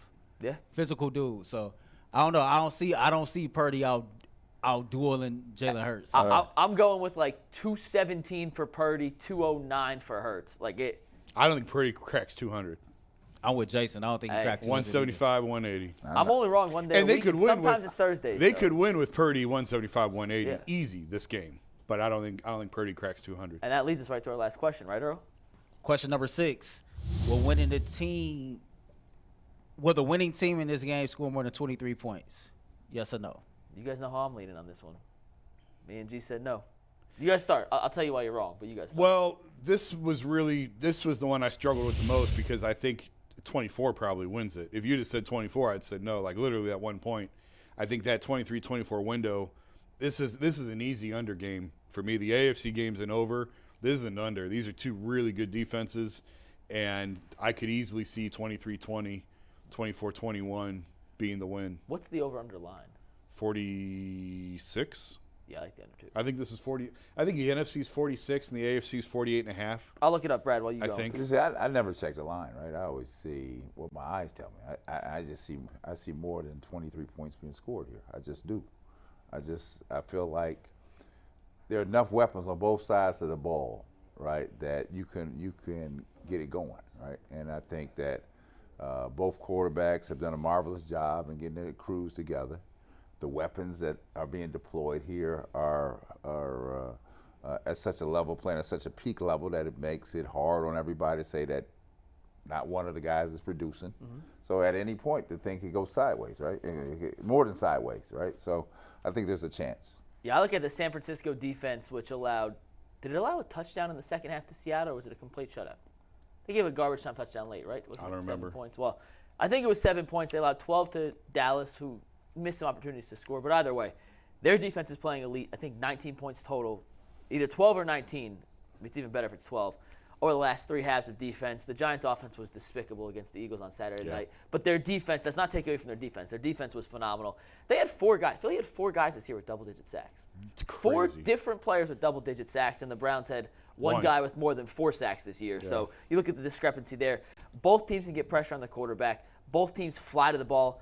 And I know Earl just mentioned the weakness of the Niners' defense being their secondary. Well, the secondary is good. It's just that their front 7 is elite. So I think it's going to be a lot of tough points to come by, and I do think I'm not going to give my pick till tomorrow. I think the final score of this game is like 20-16. Something ugly like that. Easily could be. Something ugly like that. And the over-under is 46.5. I just placed a bet on that. Just being honest. I did it. While Brad was going, I just put a little bet on that. So I think I might follow your lead on that one. Listen, if we all agree on something, it never happens. So someone has to take the over. I got a Bengals over parlay with Niners under. You like the over/under doubles. It's great odds. It's yet to hit, so I don't know Yeah, why I like it. I've yet to pull one off. Earl, how'd your first No Fence Riders go? You did a good job. It was a challenge, but we hung in there. We got through it. Director Steve coached me up. It's the toughest. It's the toughest segment from that side of the booth that we do. My co-producer, he gave me some notes to go over. So this is what we want to see from the Browns coaching staff. Yes, collaboration in the makes moment, success. Collaboration, coaching, getting this thing in the right direction. Halftime adjustment. That's what Jim Schwartz is best at. And speaking of adjustments, Earl, we came in this morning with a different plan for something to do at 12:30. You suggested a better idea than my original idea. You want to lead us into this next topic? Yeah, man. So, unfortunately, today is the 3rd anniversary of Kobe Bryant's sudden tragic passing. Yeah. And all of us in here, minus Director Steve, is probably huge Kobe Bryant fans in our own way. So I thought it'd be cool to kind of like honor the Mamba, the legend, share some of our favorite Kobe memories. I'm interested to see what Brad and Jason have to say from, covering, watching, and just spending time with him. I'll let you go first. Oh, you go first. I never got to know him well, unfortunately. I had a few limited meetings, interactions with him, but I wish I could give you a great Kobe story. I don't have one.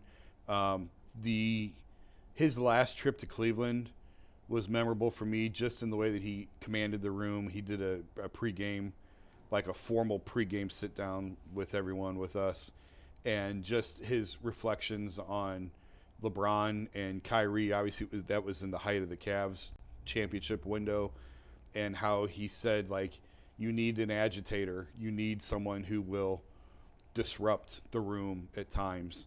And he's like, hey, LeBron. Like, he said it's got to be Kyrie. And watching that, just how much Kyrie idolized Kobe. And early on at Team USA, their Olympic camp, there was a great clip of Kyrie saying they wanted to play one-on-one. And Kobe's like, you're crazy. You can't beat me. And Kyrie's like, you have to guard me. You don't understand. You would have to guard me. Like, you actually got to play defense for once, Kobe. And watching these guys go back and forth.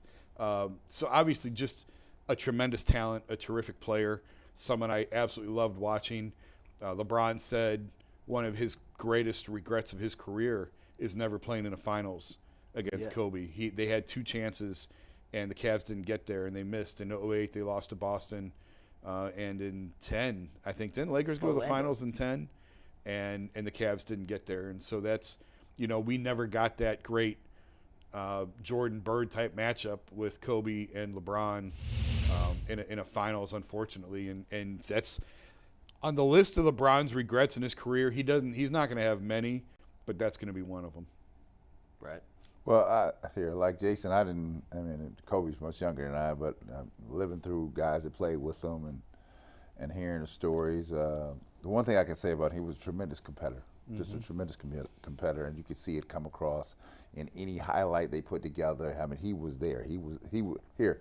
You hear the term is he was there for the smoke. Yes, he was. He wanted it all. He wanted all the smoke, right? And so that is a rarity these days that people want all the smoke. So unless you're Shannon Sharp. Shannon wanted all the smoke, right? So in this you set up here, what I appreciate about Kobe Bryant is his competitiveness and his understanding of the knowledge of and the history of this game and what it really meant to be a ball player. I mean, so not just being on the floor, but understanding the pieces and parts that made this league great. He understood that. He came from great lineage. I grew up at a time when the Sixers were the team, when Dr. J and George McGinnis and his father, Jelly Bean, was on a Sixer team with World Be Free and all them, and I remember that, right? And so he came up in a basketball hierarchy that understood what it meant to be old school and play old school, right? And just understand what it meant, the legacy of carrying this game on. And then when he retired, that's what I really appreciate him about, because I'm a man with daughters.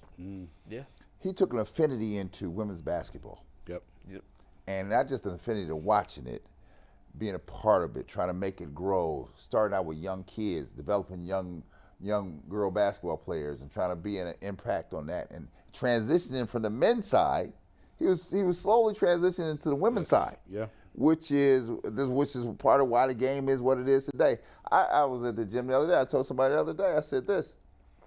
They're like, "You watching Ohio State?" I said, "I probably couldn't even tell you really who's on the men's team. I watch more women's basketball than I do men's basketball now, because it is emblematic of the game I knew. The women today play the game I knew because it's pure. They play it for the right reasons. It's less athletic, but the fundamental wise and competitive wise is that. And Kobe Bryant was strictly in tune with that. Was he the closest thing to MJ that you have seen? I mean, you saw MJ up close and personal more than anyone ever. So was Kobe the closest thing you've seen to MJ in that regard? I would say yes. I would say he didn't have all the athletic skills of MJ. He had a lot, but he didn't have all of them. But he had the competitive fire of MJ. Okay. That is the separator for me, right? You can have all the talent and all the tools, but when I tell you, because MJ wanted all the smoke. Yeah. Right? He did. Kobe Bryant wanted all the smoke. And I sometimes I sit back and watch some of the others, and I was like, do you really want the smoke, or you want it on occasions? There's a difference. So that's my separator to your question. Yeah, you know, I grew up in the Kobe era. I mean, Kobe was around, and so was LeBron, since I remember watching basketball. And on top of the fact that he was one of the 5 to 10 best players I've ever seen, top 5, 10, 15, the greatest of all time, however your list is, you can rank them in your order. There's no definitive debate on that. 2 things stand out about Kobe to me.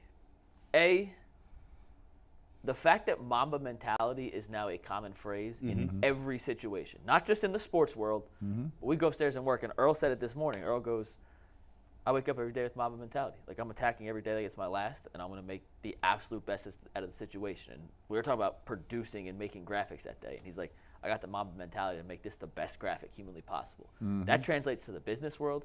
I've been in jobs outside of here. I worked at a restaurant back in New Jersey, and our boss used to be like, Mamba mentality today, Mike, like Mamba mentality. And I'm like, you hate sports. He was like Director Steve. I'm like, you don't like sports. He goes, but I love Kobe. He transcended that. And then as a generational, not pop icon, but just iconic figure, I don't know if, and please correct me if I'm wrong, I don't know if any other player in any sport has the cachet Kobe did, where you take a shot, you crumple a piece of paper, we do the water bottles, you guys still say, Kobe. Yeah. Like, there's no one out here being like, Michael or Giannis, like maybe Tyvus. Maybe Tyvus is the one dude yelling, and he's probably bricking it if it's a free throw. But, like, Kobe has transcended every generation with that. And there have been one-name players in the past, you know, Michael, Kareem, Magic, like, Kobe's Kobe. There will never be another Kobe in that sense again. And the way he transitioned, not just to champion women's basketball, he won a freaking Academy Award for a short film. He was going to be the best at whatever he did because that true Mamba mentality translated from the basketball court to everything he did in his life. He was going to be the best champion for women's sports possible, women's basketball possible. He had 18 All-Star games. He might have had 25 Academy Awards. I wouldn't put it past Kobe. And he was an elite player on the court. He, for all intents and purposes, seemed like an elite father off the court. And when you combine those two together, you get an icon that, you know, will last the legacy of time forever. Do you guys remember where you were 3 years ago today? I exactly know where I was. Me too. Cheyenne was, we were on a recruiting trip to Maryland, and they were playing Northwestern at Maryland. I'm sitting in College Park, and then my phone rings. It's my daughter that was living in Kentucky, and she said, did you hear what happened? I said, what do you mean? This is during the game. Okay. And so I said, what are you talking about? She said, Kobe Bryant just died. I said, what do you mean Kobe Bryant just died? This is during the game. And she's went ahead and started to tell me what happened. And then what I watched was this. I'm stunned, but I'm now watching it starting to seep around the arena. Because they had everyone slowly figuring you're out. slowly hearing this thing come. People are talking. I mean, it was like you ever seen a wave at an arena go around? That's what happened. And Maryland had a nice crowd that night. And one person sees it, then the next person. And then sees it was like, that's when the buzz hit. And then they were like, I don't think the people really became stunned to the end. They were like, is this for real? Yeah. Right, that's what happened. So I know exactly where I was. Do you remember where you were? I was home. We were in our old house at the time, and I think I was in my office, and it was one of those, you don't think it's real. And when I saw it was TMZ, I'm like, no, they're never wrong. They got people they pay to tell them this stuff. Like, it's real. And just the shock of just numb, stunning shock that you never, ever think Kobe's going to die. No. Especially in the way it happened, at the timing, like the timing of it all. And how often we made reference to the helicopter and poked fun at it, and what a cool life to have a helicopter and a helipad to get you where you want to go. And it's a life that I cannot relate to, and then for that to be what killed him in the end. I was back in Texas. We used to play pickup. It was a Sunday, so we had Sunday pickup. Sunday. In the afternoon, we were playing, and it was between, I think, the first or second. We had just started. And the best player in College Station is a dude named Rod. Rod could ball. Like, not like he's pretty good. I played in college. Like, I could not check Rod. When he wanted to score, he scored. Kobe was his favorite player. He had a Kobe tattoo on his forearm. This dude was Kobe reincarnated in College Station. Like, obviously, he was like 5'8". He wasn't big enough to play anymore. Right. But dude loved Kobe. and he had just scored like 16 points in the first game, absolutely cooked me. And we were, between games waiting to go on next, and someone goes, "Yo, did you guys see the news?" And we're all looking like, "No." What? He goes, "Kobe's dead." And we all check our phone. When I run to it, I'd start texting everyone I know, like, "Hey, is this real? Real?"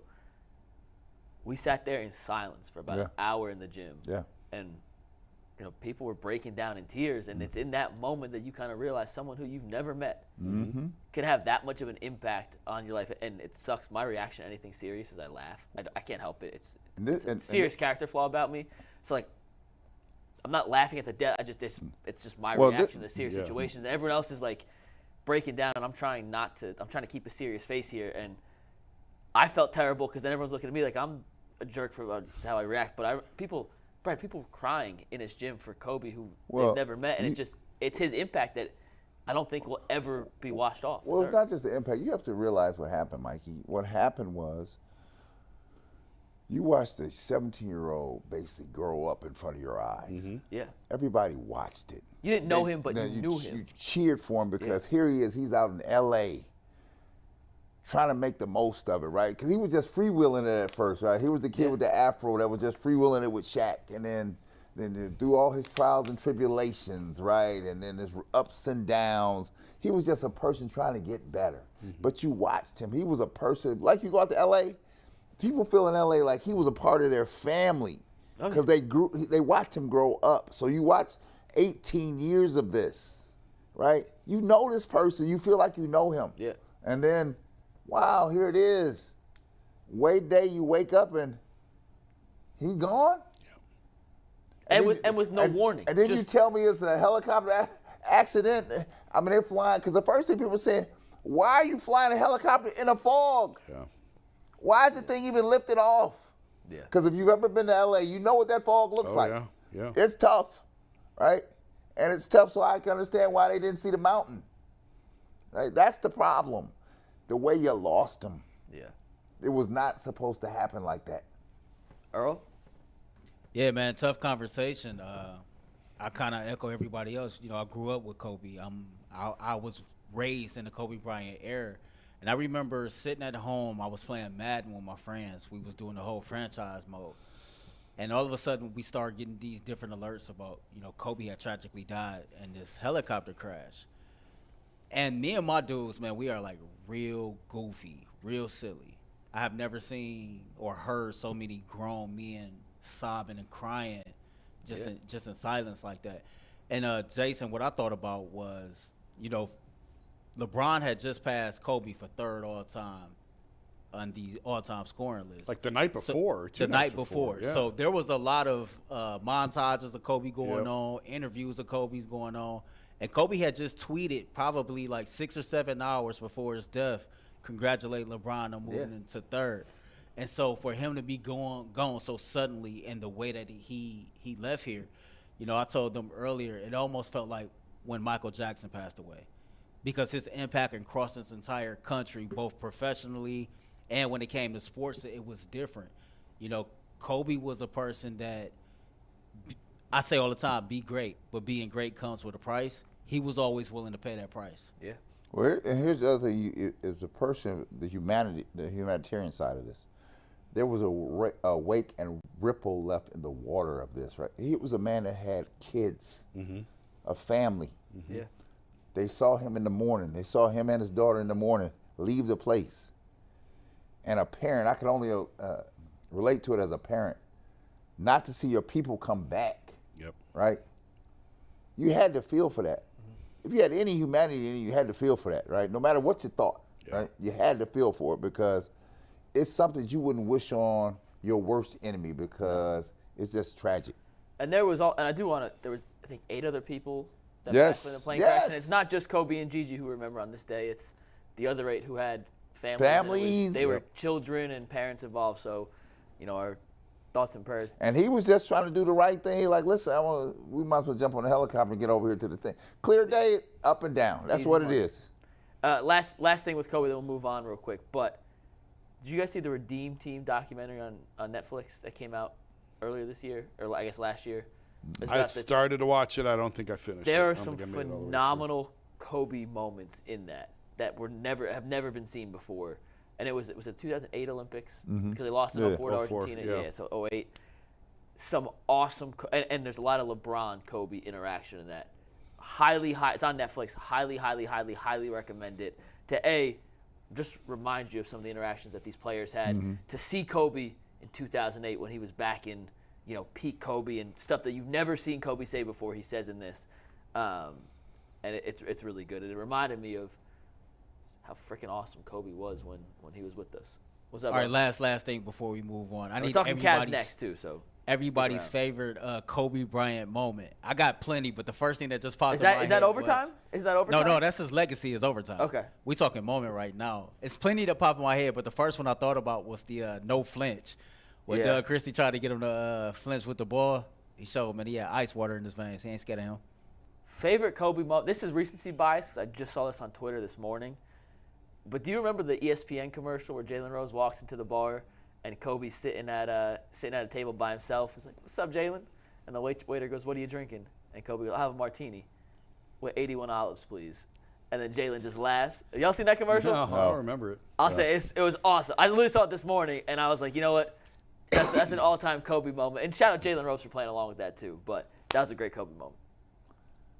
Boy, it's hard to pick one. What did he score in his last game? 60 to 62. I think it was 60 or 62. I think that's where my mind goes first for all the great things he did. Just ending it that way and going out like that, and just, man, actually shooting free throws with a blown Achilles. Awesome. Yeah. Like there's so many Kobe moments. That's incredible. Yeah. You get up, blow your Achilles, get up, stand there, shoot the free throws, and walk off the floor. Dudes get dragged off. They get carried off when they blow their Quell's in a damn scooter, and we got Kobe out here shooting free throws. That's incredible, man. Brad? I just say, my moment is this.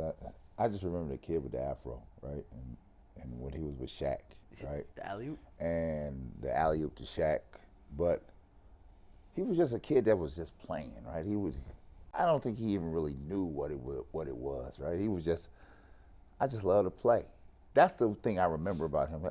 He just loved to be in the mix, right? And he had a air about him that was about straight business when we hit this floor. He didn't care who you were. Yeah. And that's what I can appreciate about him. We're going to do way more Kobe in overtime. He deserves more than just 15 minutes. But we do got some Cavs news we got to get to today, right, Earl? Yeah, man, we definitely got some Cavs to talk about. So we are in Houston. We in H-Town tonight. We all know what's going on with Donovan Mitchell. You know, he played that game against New York, seems to have re-injured the groin. At this point, and we all know the Cavs are having their issues right now, but at this point, should we just rest Donovan Mitchell until he's 100% healthy? Jason, I'd shut him down for 2 weeks.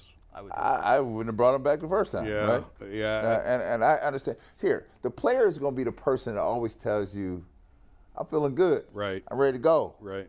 Sometimes somebody has to be the adult in the room and say, "Nah." And I think they did that. I think they felt like they were being cautious by holding him an extra 3 days. But I'm saying the problem is and this is nothing against, because here I see all this hate going on in JB in town here. I'm gonna stop you there, right? Yeah. Right. I didn't say that. No, not you. You looked at me like. But you looking real sensitive here. I like JB. I like JB. Here, so everybody relax, right? You know. If you think that you're going to roll JB out of here and roll in the next person that's going to roll them to the front, no, we're missing some pieces. But I would say this, somebody has to know when you come back, and this is where a seasoned staff with you tells you this. The downside is if I re-injure this, a groin can be troublesome. Mm-hmm. It can be very troublesome. So even though you're feeling good after 3 games, maybe I take 3 more, right? And then when I bring you back, I'm not bringing you back to 40 minutes, 39 or 38 minutes. I'm not doing that, right? You're on a pitch count today, right? Because I'm going to bring you back slowly because I got to err on the side of caution. And sometimes I get it. The player tells you he's ready to go. He or she's ready to go. Time is of the essence. We're losing a couple games. We feel like we can get a win, right? He's going back to his home. He wants to play in New York. I got that. Yep. Somebody's got to be, hey, this is not what we're doing here. Not what we're doing here. And so that's where we have to relax. And so for me, I'm shutting it down. You're down for a little while. right? Because I know he wants to play in this All-Star game. Oh, yeah. Back in Utah. It's in Salt Lake City. Yeah. I'm shutting this down. Yeah. And guess what? It's only going to help the others get better. Because now, Mobley, here's your time. Yep. You come on. Yeah. Darius, you come on. And then I'll tell you this other thing, playing 11 people, stop that. We're not playing 11 people. I don't care if you came back with injury or not. Well, the bench got eviscerated. Well, they didn't score in the second half. Yeah, that was tough.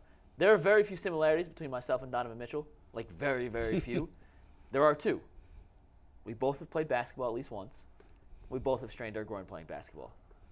It took me like 2 months to get back from that injury. Yeah. And I didn't even play. I kind of milked it. I just milked it because we were in the middle of the practice and I wasn't playing a lot. So I was like, yeah, you know what, rehab's better than practicing. But it hurt like you know what. And once again, that's where the similarities between me and Donovan Mitchell end. He's an alien. I'm a person. All NBA players are aliens, by the way. Like, Brad, you're 7 feet tall. I'm 5'9". Like, we're built different. Like, you're a different species than me in that sense. All those NBA dudes are. So I'm sure he recovers way faster. All I know is the only reason these games matter are for playoff seeding. Right. And potentially getting that home court advantage. But guess what? Brooklyn's without Kevin Durant right now. They're free falling is not the right word, but they've lost 4 or 5 without Durant in the lineup. Milwaukee's struggling to get back into the routine of things with reincorporating Middleton. Drew Holiday's been in and out. Giannis missed 5 games. Donovan, the Cavaliers need you for the postseason so much more than they need you for any of these next upcoming games until the All-Star break, excuse me. And even if you don't get that top 4 seed and you have to play on the road, you have a chance to beat any of those top 4 teams if you're healthy. If you're half healthy with a strained groin, 0 chance. We got to get you healthy, and then the Cavaliers, I think, have to resolve the 3 position at the small forward. They have to resolve that. It's Isaac Okoro's birthday. You're not saying his praises today? No. Listen here. I like he plays hard. I still got to resolve. I got to resolve the issue at 3. Him or Carmelo Anthony right now? Okoro. I already told you what to do. And anybody that's been in this game as long as I've been in, it's very clear. I don't need a go-to guy at the 3. I just need a guy that's a threat. That's what I need. A real threat, right? And the guys you are playing at the 3, nice as they are, they're not threats down this. They're not threats at the end of the game. Okoro's been playing much better of late, though. I didn't say he wasn't playing better. I'm saying here, you want my team to be better. Yeah, it's fair. All right. Listen, I've been around this game long enough to know this, right? Here's the deal. And I'm not buying for a 10-year run. I'm not getting 10 years out of Carmelo Anthony. I get a year out of him. I don't think they view him as a wing anymore. He's not a guy who can play the 3 anymore. I just need a guy that can put the ball in a bucket that somebody's scared of. Yeah. Because at the end, are they scared of Okoro? No, nobody is. Are they scared of Stevenson? Lamar Stevens? No. I mean, Stevens? Are they scared of? Who are they scared of? Jetty. Are they scared of Jetty? Are they? Dean Wade. Dean Wade? I'll keep listing them. Mama Diake. All I'll do is turn you to the end of the Memphis game. I'm not saying you're wrong. End of the Memphis game, you're not right. Everybody ran to who? Darius Garland. Yep. They could have given you the shot and said, take the shot. I don't care. I would have made it for the record. For Mobley, you got 3 weeks to the All-Star break. I don't think it's out of the question you just shut him down to the All-Star break. Now, it being in Salt Lake does complicate things a little bit. Yes, he's going to want to play in that All-Star game. Obviously, it's very important to him. Can you keep him out 3 weeks and then let him return for that? That's not a good look optics-wise. That's why I'd shut him down for 2 weeks. See what's happening. See where he's at. Don't let him pick up a basketball for 2 weeks and let this thing heal. Well, they play Houston tonight. Then OKC. Oklahoma City on Friday. And they're home. I don't know who they play. But they have a day off, then they come home. Yeah. Or 2 days off, they come home, they play. I'm going to look up the schedule right now. But it should only be we got the Clippers on Sunday. My buddy Ty's coming back. Yeah. And then my buddy Dan from I got to get tickets to that one. Miami's back in town on Tuesday. Those are 4 games that even without Mitchell, you can win 3 or 4 there. Listen, we've been competitive. When we didn't have Donovan Mitchell last year, we were competitive in these games. You sat here now. I guarantee you today, even Donovan Mitchell was thinking, did I have to do that? Should I have played like that?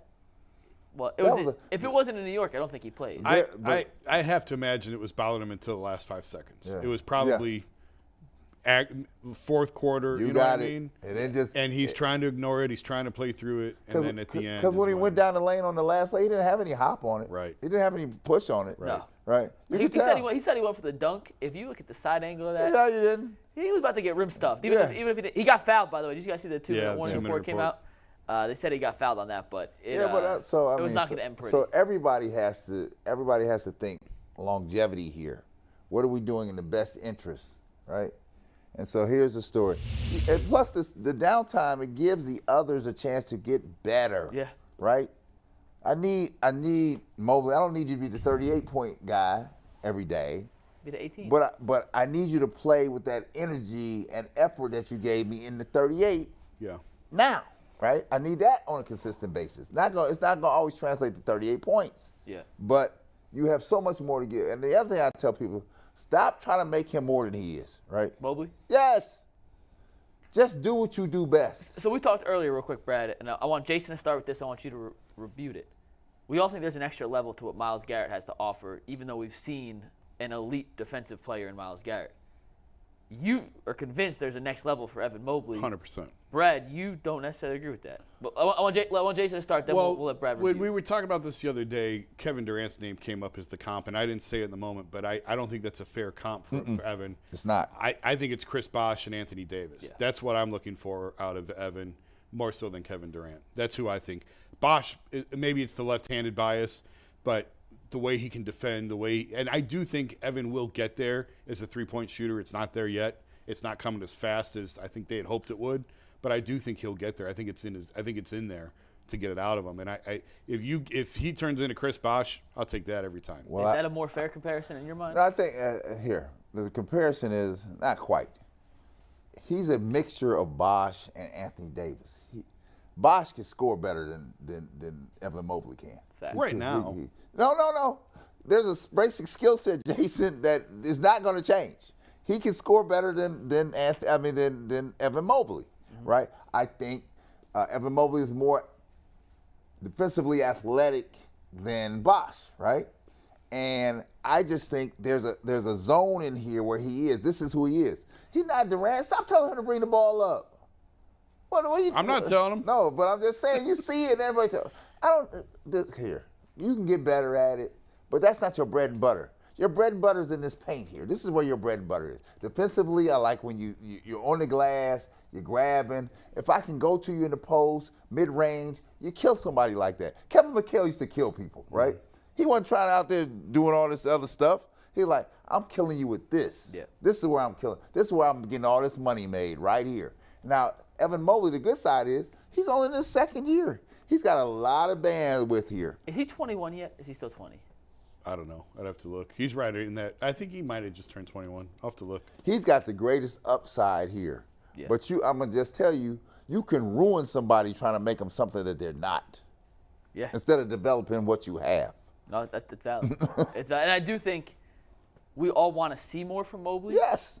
And we all maybe expected a little more of a jump so far, but I do think when you put it in the totality of this Cavs situation, bringing in Mitchell, you have Darius Garland, who's a ball.